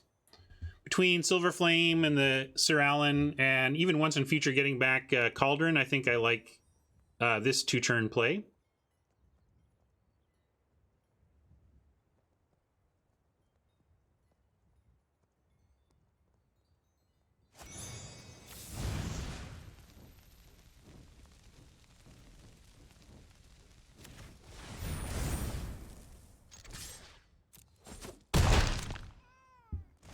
And again, to attack with the Brute, they need to spend mana, so slows them down a little bit. Beanstalk. It is a race. We're gonna take this one. It does have trample, which is a pretty big deal. It doesn't have trample unless they do that thing. We can also, if we find a land, drop a Sir Alan and have enough first strike to even handle this raider. So we're gonna say no blocks, hope for a land, and hope that Sir Alan is enough. No. Sir Alan is not, but we can continue the aggression.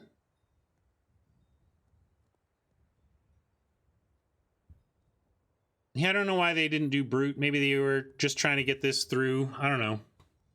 You could have done either one. How do we not lose to that thing? We don't have Scaldron help. We really needed a land there and didn't get it. We could Silver Flame, but that doesn't do it. I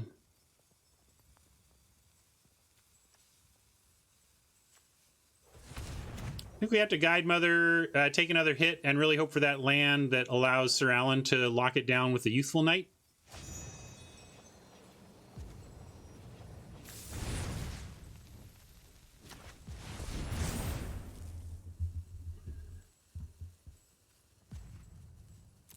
And I'm attacking with both. We are racing here.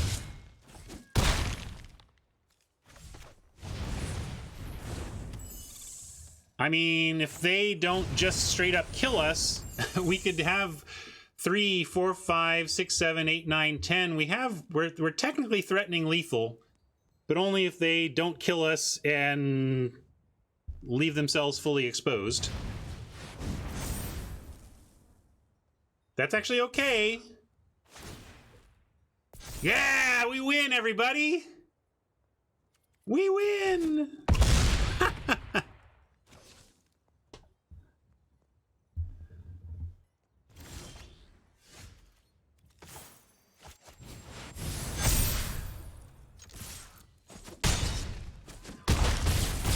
All right.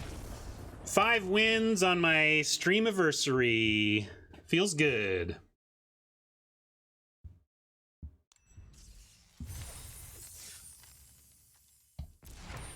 That was perfect. Yeah, I thought we were 1-2 and done. Instead, we 5 win. Magic is a game of inches and it can flip your whole tournament around. I think Oppo punted and failed to, I don't want to say the wrong, I don't want to be revisionist about history, but I feel like we felt like we were dead in match 3, hung around, played to our outs, got there, and then flipped it into a 5 win. Wow. Yeah, and we really did not see Garrick much at all, so that was mostly just green-white adventure aggro.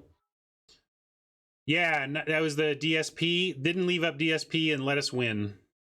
Woo!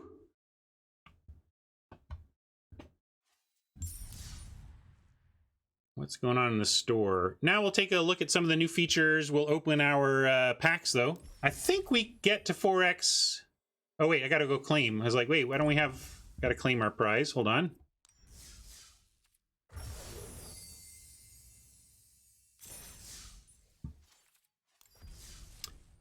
Based on my math, we should get 4.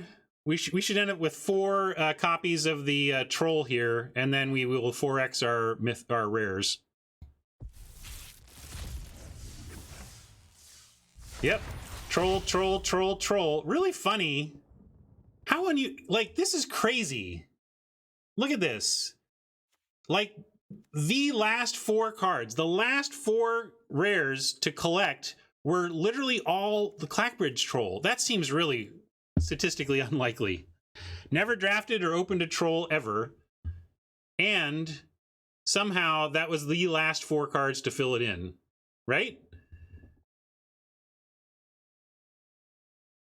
Anyway, look at it. We're raking in gems now on the rares. We get to add 80 to our gem grind in this one.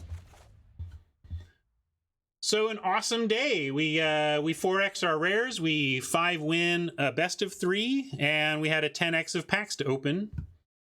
Henge was nice too. Start working on those mythics for sure. I want to make a note of this event before I forget and get those numbers in, but also let me just switch to Soapbox real quick.